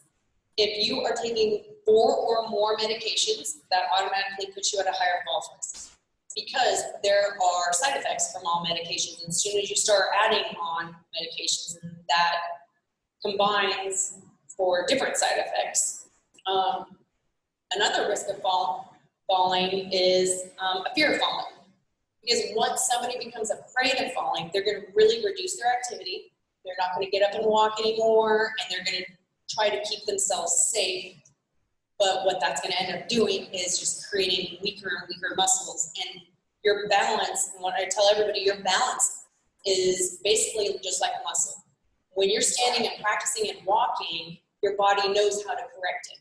If you don't challenge that system, then it becomes very easy for it to forget how to correct itself and adjust for the loss of balance. Okay, this is the fun stuff that I like to do. So exercises, you come to physical therapy, we're gonna get you moving. A lot of the muscles that you need to help with balance and getting up off the floor, if you end up on the floor, are the big muscle groups. So your hip extensors, everybody's should have a glute med or that jump in your trunk, because that helps push you up and extend your hips. Knee extensors, those are your quads right here. So you've got to, and you can sit in your chairs right now, lifting up your leg, you can feel that muscle working. If you don't feel but a little muscle, then just keep lifting it through the rest of this section. Elbow extensors. So you're pushing up on your chair, and then you're strengthening, working on those triceps. So if you guys have a chair at home that has an armrest, you can just sit there and push up and down on the armrest. And a lot of times when people's legs are weak, they start to overuse their arms, and then that's how they end up with shoulder pain, shoulder problems. Ankles. Ankles are really important for helping you to figure out your balance. They move a lot, and you can feel your toes gripping. Like if you were to stand, actually everybody stand up right now, if you're comfortable standing up. So your feet far apart, right, you feel good. Everything's sturdy, you feel solid. As soon as you move your feet right next to each other, how do you feel? It feels, you can feel your toes grabbing your feet a little bit more. So that's where your ankles start to come into play, and that's where, when you come into the clinic, we have you in a safe environment so we can really challenge you in or out of your comfort zone, because that's where you need to work, okay? So then while you're standing, push up on your toes, lift your heels up. So those muscles are really important for walking and standing and pushing off. So that's something easy to do. You're sitting at the counter, washing some dishes, or I do it in the grocery store, which is standing in line. All those are good exercises. So before you sit down, I want you to sit down halfway and then stand back up, okay? That's a little bitty squat. And what that's doing is working on those quads to get you stronger to stand up all the way. So if you want to get real tough, you just lightly tap your bottom on the chair and then stand back up. And that's getting it down even further, and that's working those quads, okay? Okay, you guys can have a seat. Thanks for playing.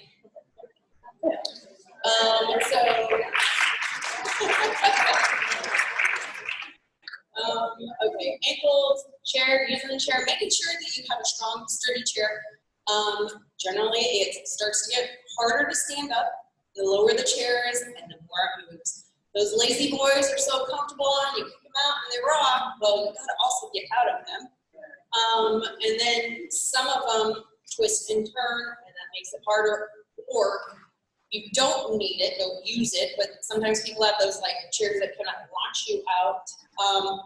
When you start using those, then you don't have to use your muscles as much to stand up. So take breaks from those if you need them. Only get them as a last resort. So some of those exercises like the standing and stuff, the transition strengthening is working on those muscles that you need to go from sitting to standing, or rolling over in bed, or sitting up from laying in bed. So I was talking about the elbows extension. When you're laying on your side of bed, you've got to push up with your elbow to get out of bed still and sit up. So there's still a lot of that strengthening that you do in those positions. Tai Chi is just a great balance core program, and they have all modified versions that work on balance and adjust it to people's different skill levels, but it's something that I recommend to everybody. If you can find a place that offers it, it's great to start. Okay, so fall-proofing your house, you need to look at the floors, make sure they're clear of clutter, make sure that I don't recommend rugs really, but make sure that the corners are definitely not curling up, that they're nice and smooth, or I've seen some people take them down. If they are, pull them up, because as you start walking, your toes, if your toes aren't coming up, you're gonna catch your toe. And then what's on top of a rug? It's your coffee table. So then you're gonna catch your toe, and then guess where you're gonna fall? On the coffee table. Stairs and steps. Keep those clear. A lot of times we're walking down the stairs with stuff in our hands, so it's harder to see where this last step is, or what we put on the steps to remind ourselves to take up the stairs.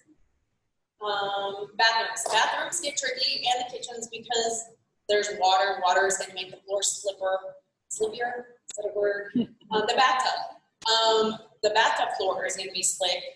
Put handrails. They have like some suction ones in there where you can install permanent ones just to give yourself a little balance, because guess what you're doing in the shower is you're washing your hair, you're looking up, and you're closing your eyes. So anytime you close your eyes, it's going to make you more unsteady.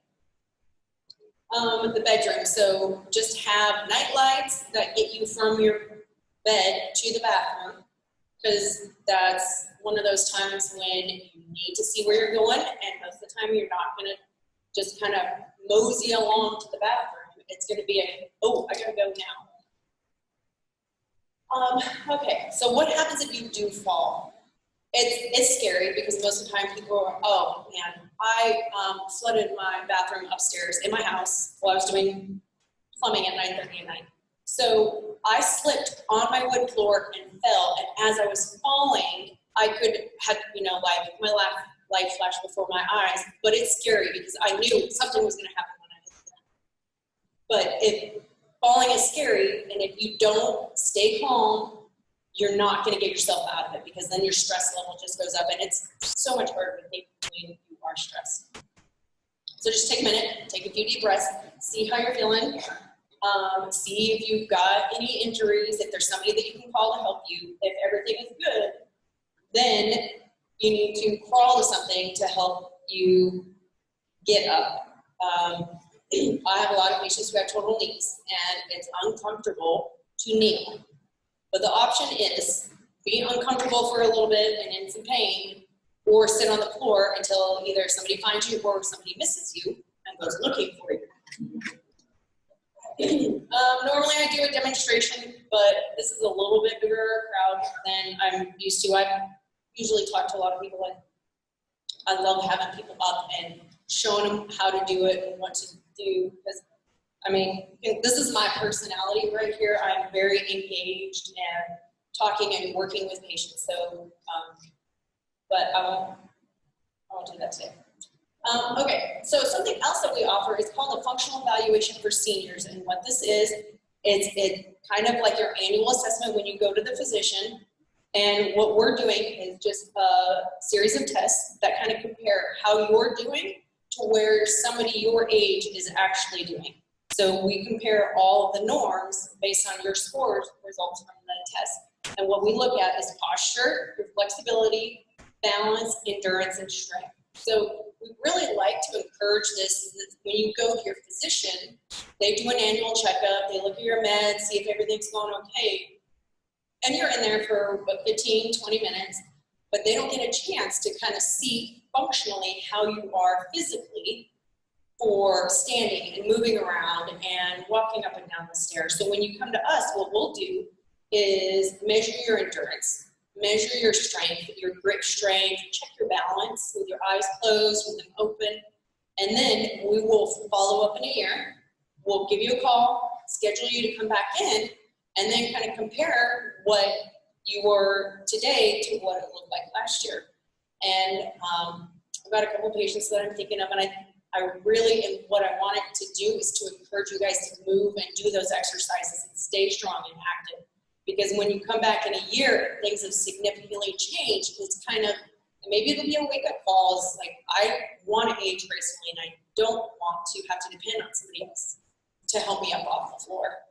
Unless, you know, it's a cute fireman, and then you give them a call. But so you just call us. Medicare, you guys have Medicare benefits. You have to check with the Medicare office, or even if you call us, we can tell you what your co-pays are, what your co-insurance is, and see what they would charge. But all of these benefits fall under Medicare, so we can help you with that and use those benefits, and they start over every year. This is my name. Like I said, we're located in Hampton, off of Butler Farms, and I guess it's Neil Armstrong Parkway, which I like to tell my boss that we are now the NAP or NAP clinic, because I could go for one every day. And across from the Tyson dealership, but just, there's our number, that's my email. If you have any questions, you can shoot me an email or give us a call, and then we can get you on the schedule. Okay? So if anybody has any questions, I'll be hanging around for a little bit, and then you can just come swing by me. Okay? Thank you.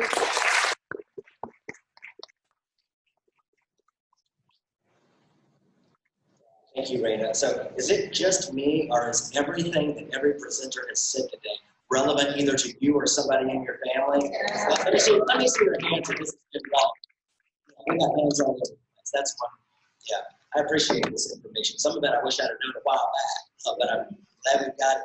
So thank you. Thank you to every one of you who is investing your life in bringing this information to help other people. Thank you. We're grateful for that.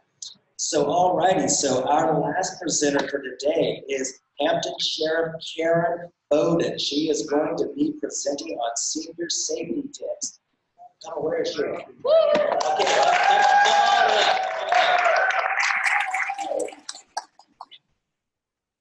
come on up.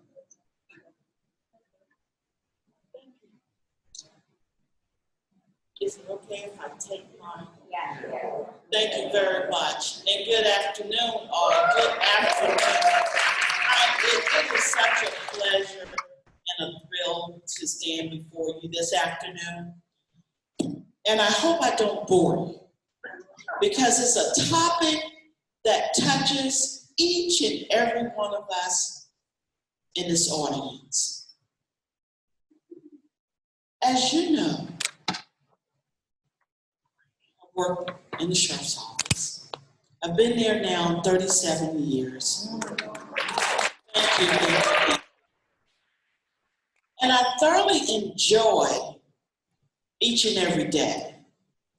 However, each and every day is a different challenge. And I need to call the office just to let them know where I am. At this point, only 2 people know where I am. And that's Lieutenant Cherry and the executive in the office, and that's Lieutenant Nolly. But I want to call just to let them know where I am. Can I use someone's cell phone? May I use your cell phone? Okay.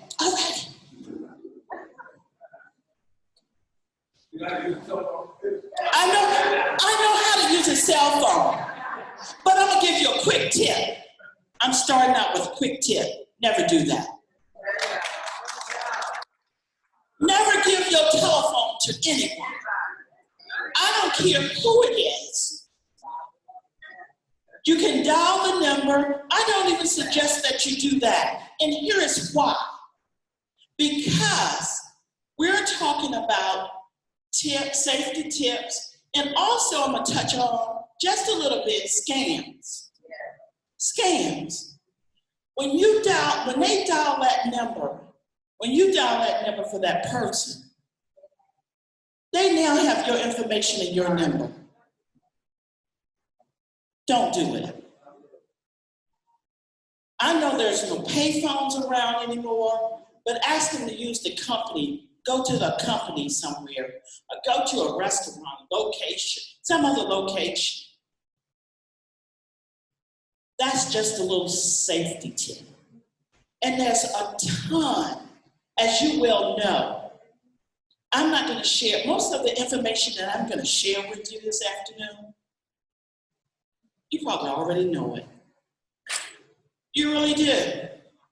But sometimes it's just the kindness out of our hearts and who we are, that we're caring people and we always want to help.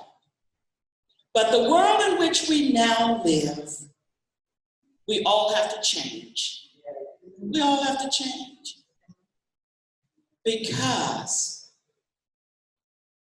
everyone is not thinking like you and I for the good of and the betterment of our community.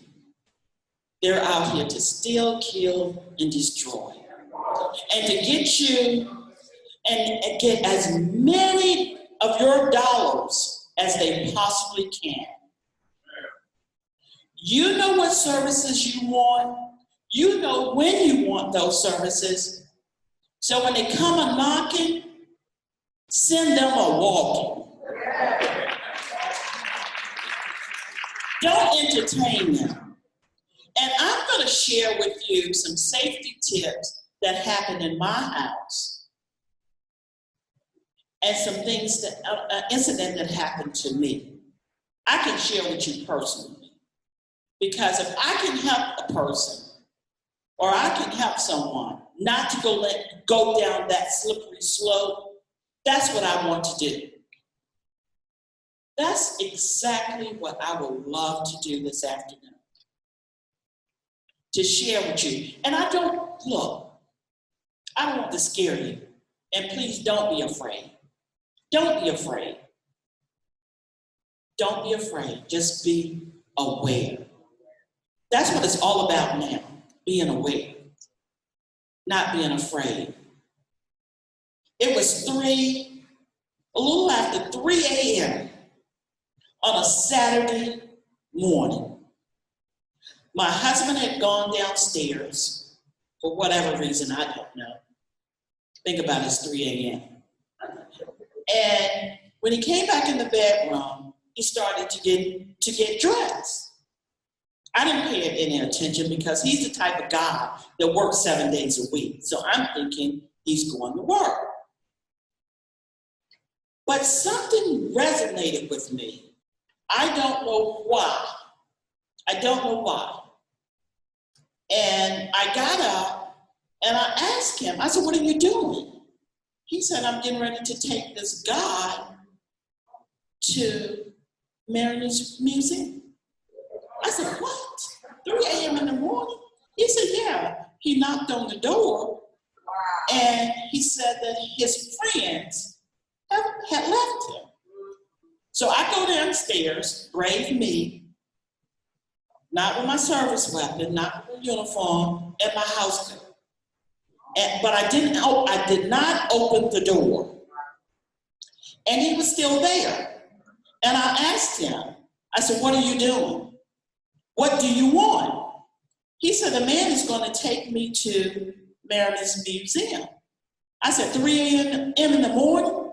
Do you think someone in this house is going to be that stupid to take you anywhere? I'm angry. I'm angry at my husband for he opened the door on this guy, for this guy. And I said, okay, you stand there. You stand right there. Don't you move. So I went in the kitchen and I got the landline And I proceeded to call the police. And he said, "What are you doing?" I said, "I'm calling the police, so you have a choice. You can get to Mariners Museum the best you know how, the same way you got in this neighborhood, or you can wait until the police show up, because you're not gonna harm my husband tonight. What do you think?" And this is the question I posed to my husband. "What do you think this young man was going to do to you? What do you think he was going to do?" He was going to rob him, and then he was going to come back and rob us. Don't think, and this is the conversation I'm having with my husband, don't think that that young man was in this neighborhood. And we don't live in the beginning of the community. We live all the way in the back. Don't think that this young man was alone, number one. As soon as you got in that car,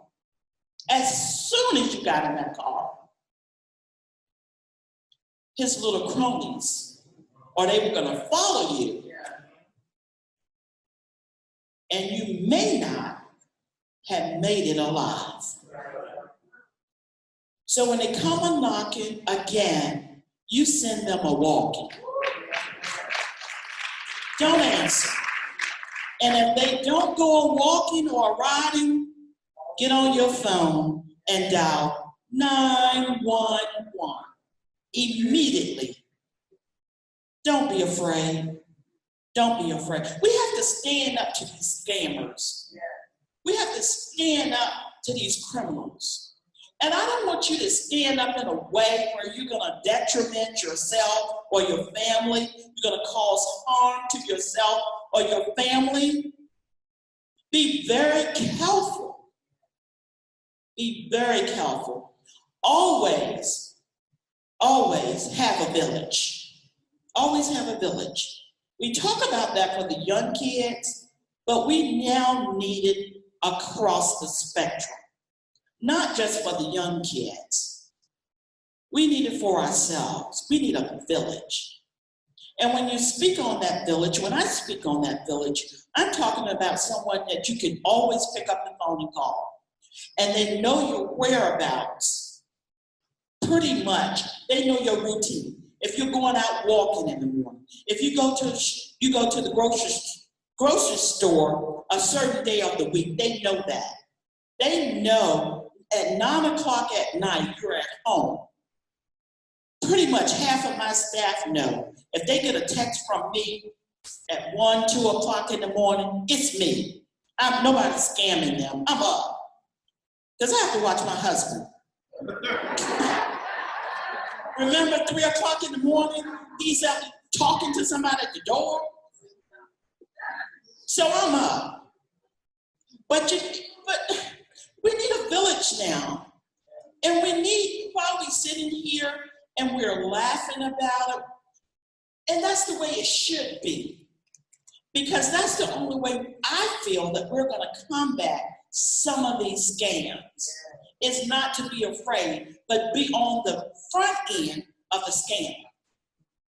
Be on the front end of the scammer. Because they have so many scams now. It's just unbelievable. And some of the tips, again, I could read off some tips and some recommendations, but again, it's things that you know. Things that's already been spoken on, you've read about it, you're living it. You are living it. We just can't be afraid. I had a tax scam. I was involved in a tax scam. And I was saved at that time by my 15-year-old son. And here's what he did. He heard me on the phone with the scammers. And I started to cry. Light bulb went off. He said, I've never seen my mother cry. We broke down and gave my son a phone when he was 10 or 11. But this is when the village come in. We put all of these numbers, contact information in his phone. And it came in handy. It worked. He heard me crying. He called the village. He called the village. My landline was ringing. My cell phone was ringing. My husband was receiving calls. He was now coming through the tunnel because he works in Norfolk at the shipyard. And when my husband said, when he got the call from our son, and my son said, Mom's crying, I've never seen her cry before, he knew something was wrong. So by the time the village showed up, I had put on my clothes to go get money out of my bank account.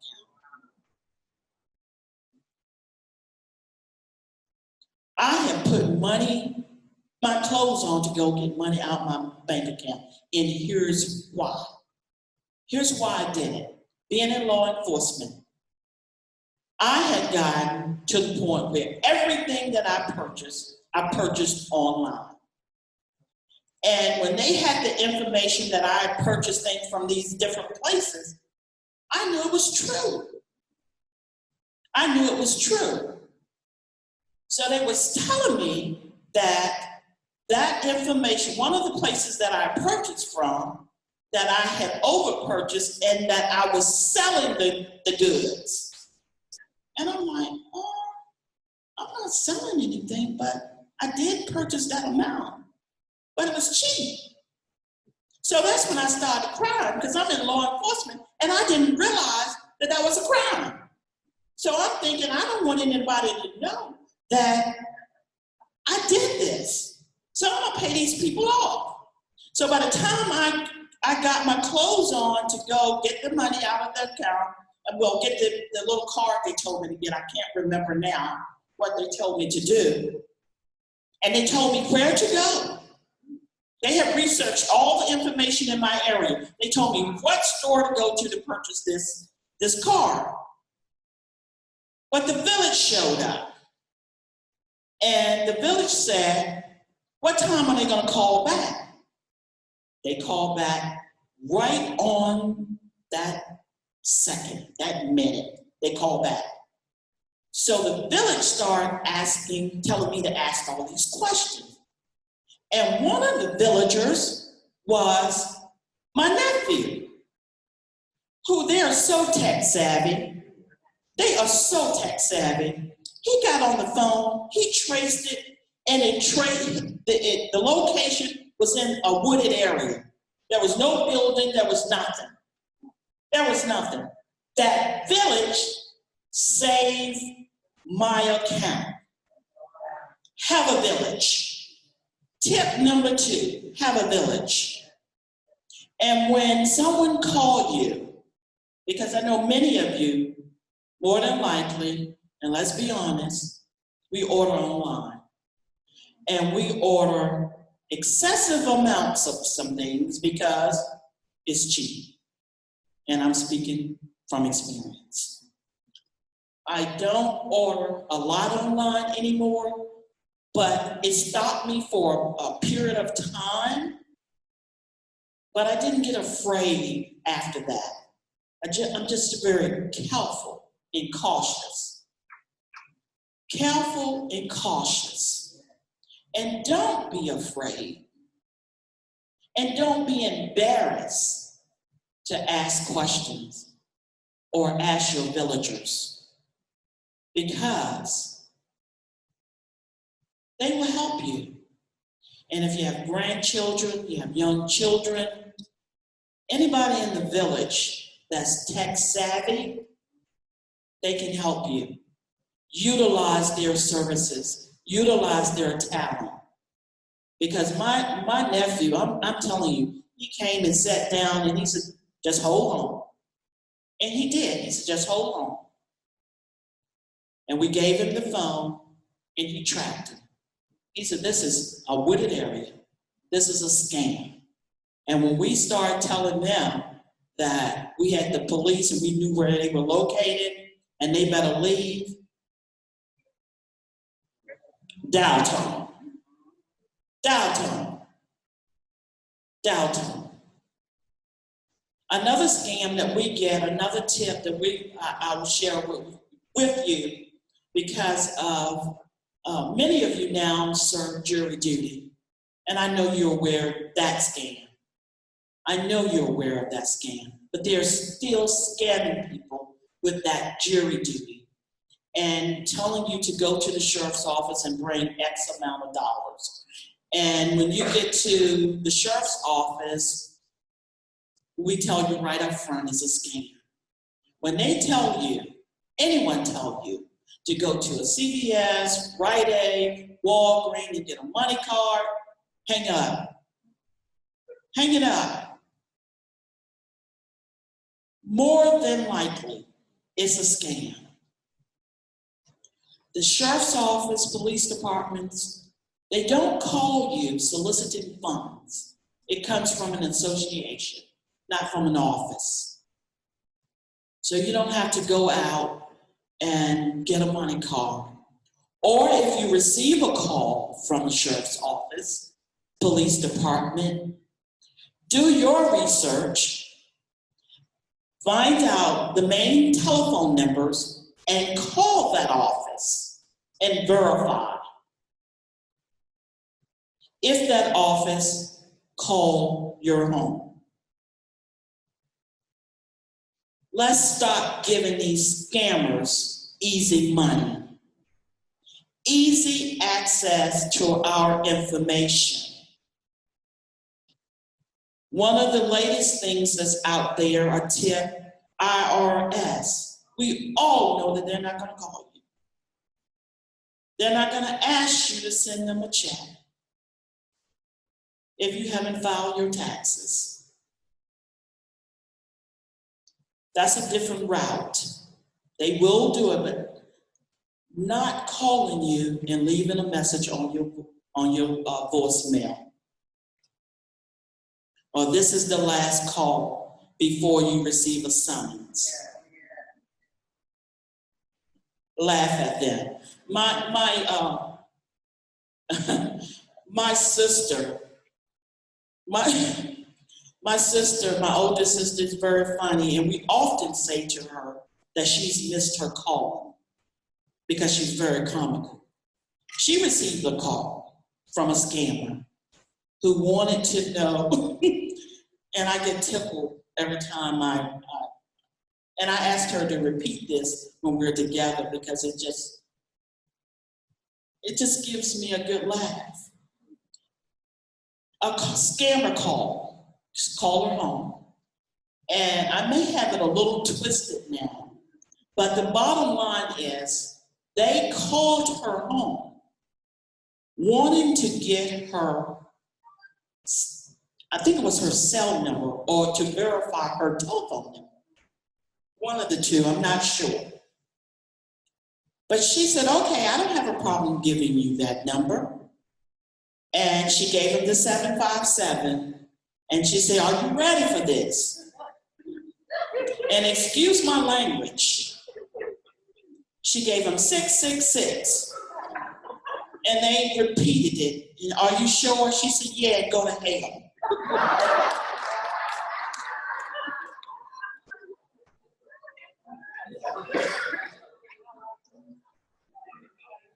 We have to make some laughter out of what they're doing to us.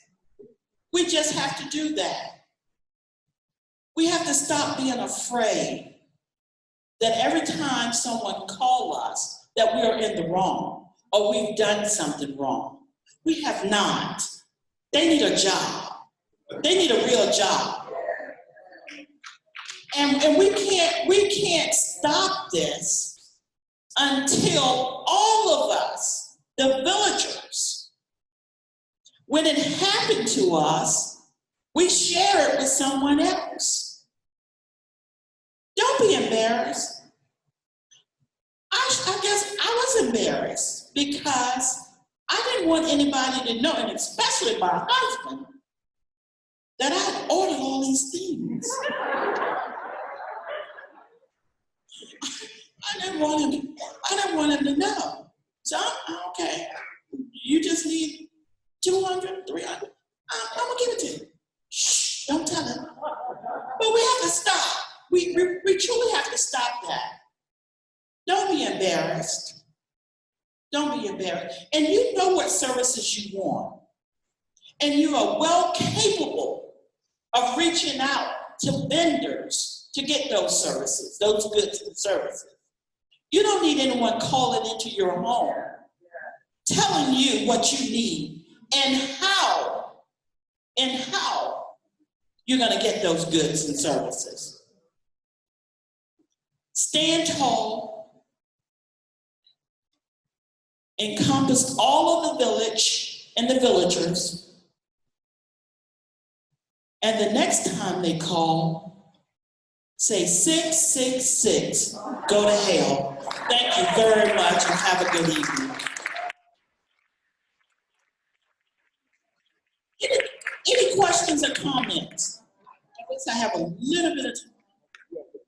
Yes. Certainly. Questions, comments?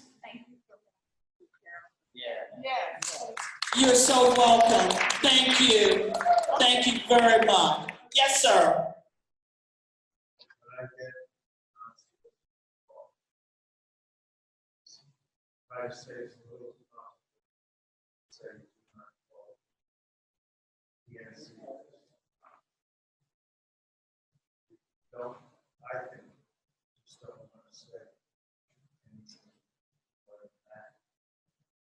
Absolutely.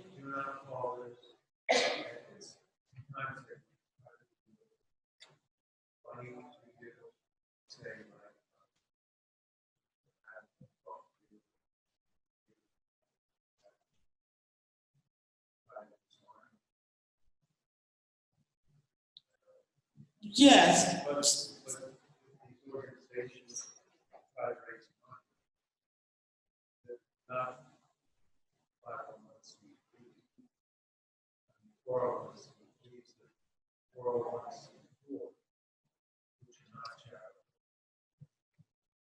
And what I try to do at the beginning of every year, the agencies, the organizations that I'm going to support, I'm going to send you the check, mail it out, and I'm done.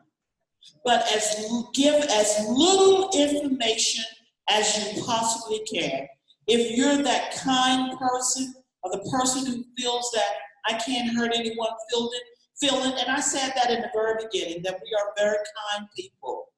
You want to say as little as possible and hang that phone up, but please do not open that door if you did not solicit that service. Don't open your door. Yes, ma'am.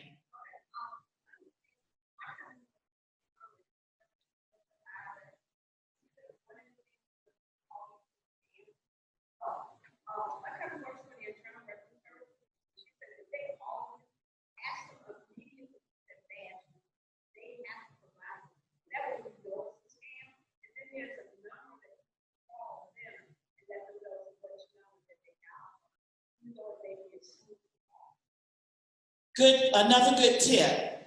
Ask for the badge number and then do your research. But these scammers, as you well know, they have gotten very smart. They can give you all that information. They know up front what you're gonna ask for, or some people may ask. They have that information. But do your research and find the number, and you call the agency to find out if it's legitimate. Good tips. Oh, we're out of town. I'm sorry, out of time. I so enjoyed this. Please visit the trade, and thank you very much. Thank you. And wow, thank you. And again, don't you wish she was your neighbor? We all wish that. So at least she's multiplying herself by sharing her wisdom with us, so we can be that neighbor to ourselves and each other, right?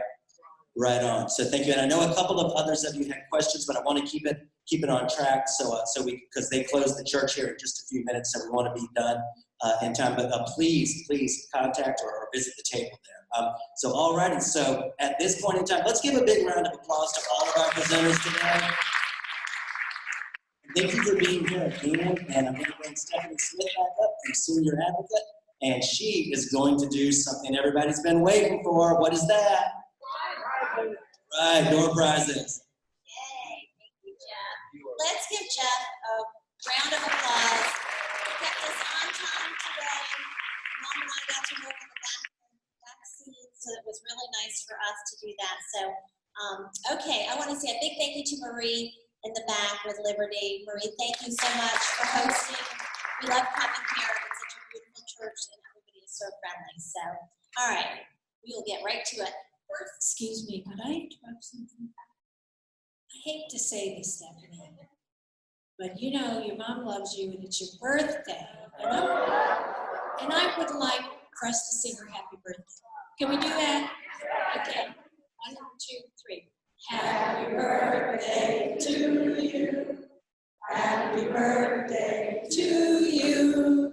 Happy birthday, dear Stephanie. Happy birthday to you. Okay,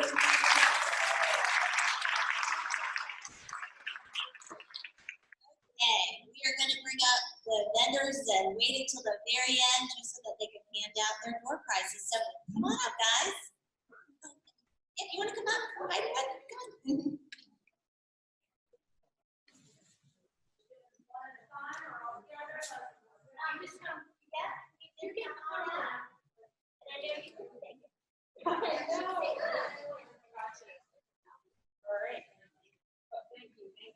Good afternoon, everyone. My name is Shawn. I'm the Marketing and Community Relations Director at the Heidenwood. We offer independent living, assisted living, and memory care in Newport News, and we've been doing it for 35 years. This year marks our 35th anniversary. So, I apologize, I am just now getting here because we've been a bit busy celebrating and getting ready for our big, huge 35th anniversary gala. And so I invite you all out on August 25th when we have our Lux Unlimited salon opening. So it is a hair salon as well as spa, and it's also open to the public. So you guys will get some more information about that. But what I have to give away here is a gift box full of luxurious products from our salon. I know. And the winner is Martha Clark. All right.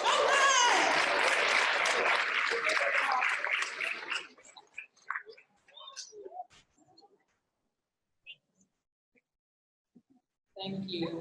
Good afternoon, everybody. My name is Jennifer Tyler. I am with Hampton Health Keepers, your Medicare provider here. And I service Hampton Roads. However, I'm also licensed in the state of Virginia. So we are not bound by the tunnels or the bridges here in the area. We can service any part of the state.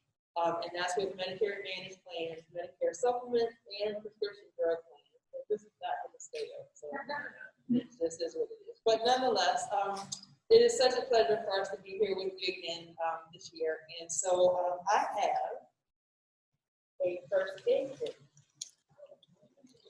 which I'm happy to give away, and I hope that you never have to use. But nonetheless. Okay, and the winner is Jacqueline Wade.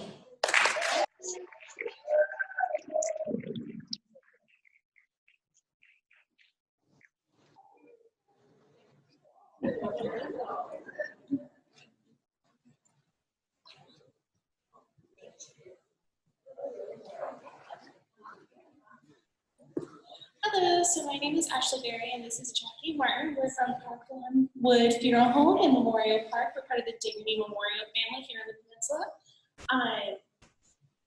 And what we have for you guys today is a Keurig and then a coffee basket.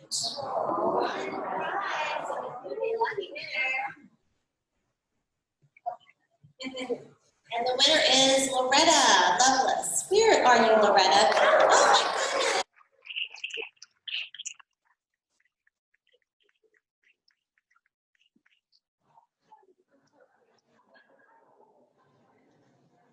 And then last but not least, speaker. So then the next, you don't have to hear any more blurb, you just hear the name being called. So I'm with Garrett Realty Partners. You all heard from Jenna. I help families downsize, and I wear these crazy suits. So I look forward to hopefully hearing from you and helping you in that process. And I have a Cracker Barrel gift basket. You can make it at home, because who wants to go out right now? So you can make it yourself, or if you feel lazy that day and actually want to venture out, there's a $50 gift card as well to go to Cracker Barrel. Ooh, I like that. Patricia Pleasance.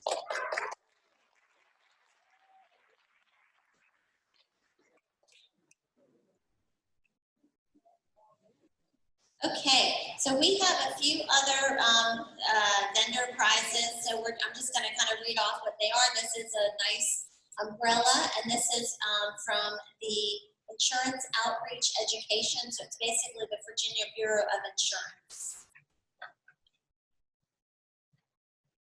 And the winner is Patricia Buck.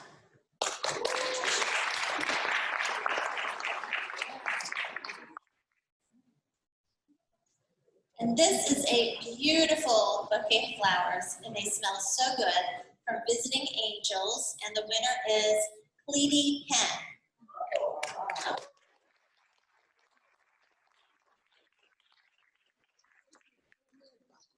Water before you leave. Okay, and we have another gift basket from Visiting Angels with all kinds of goodies. And the winner of that is going to be Julia Lewis. Are you here? Going once? Going twice? Okay, she must have left, so you have to be present to win. Let's seize that whole bit. All right. Oh, Margaret Changa. Where are you, Margaret? There you are.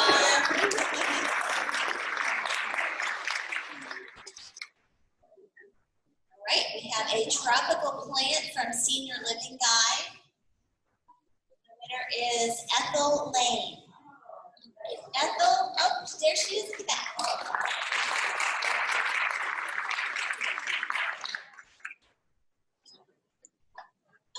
And we have a nice gift basket from Meadowwood, and the winner is Joyce Rosser. Joyce, oh, there she is over there.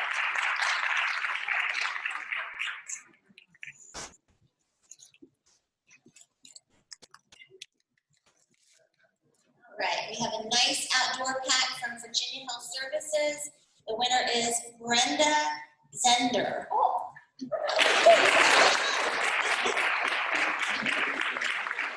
That's a lucky row over there.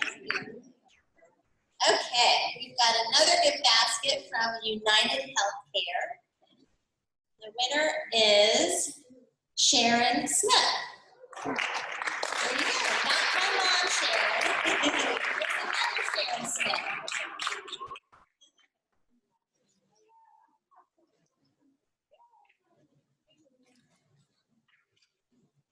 Okay, and then we have another little gift basket from the Virginia State Corporation Commission, and the winner is Asha Akat. Asha, where are you? Oh, she left. Okay, so let's try again.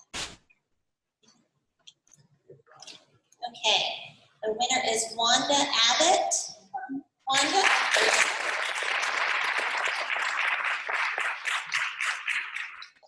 All right, and we have a gift basket from Virginia Grand Driver, and the winner is Shirley Dawson. Okay, Shirley.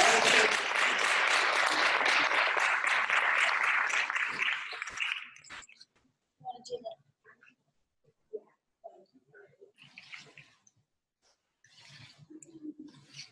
Okay, so we have a Cracker Barrel gift card for $25 from CapTel, and the winner is Linda Kincaid, or Kindred, I'm sorry, Linda Kindred. We have a $50 gift card to Kroger from Jen Care, and the winner is Carolyn Ives.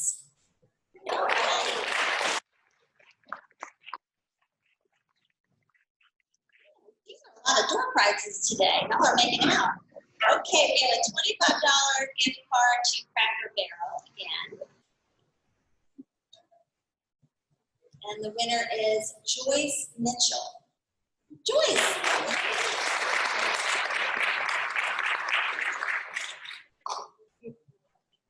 And we have a $25 gift certificate to Krispy Kreme Donuts from Orthopedic and Spine Center. That's funny. The winner is, it looks like Angela Taylor. Angela.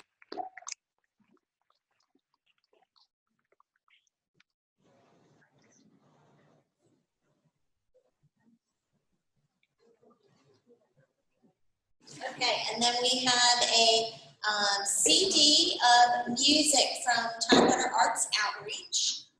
And the winner for that is Donna Pollard, I think. Okay, very good. Okay, last but not least, we have a little bear stuffed animal. I think there's a gift card for Food Line in the cup and a puzzle, and this is from Peninsula Agency on Aging. You heard Randi speak earlier. And the winner is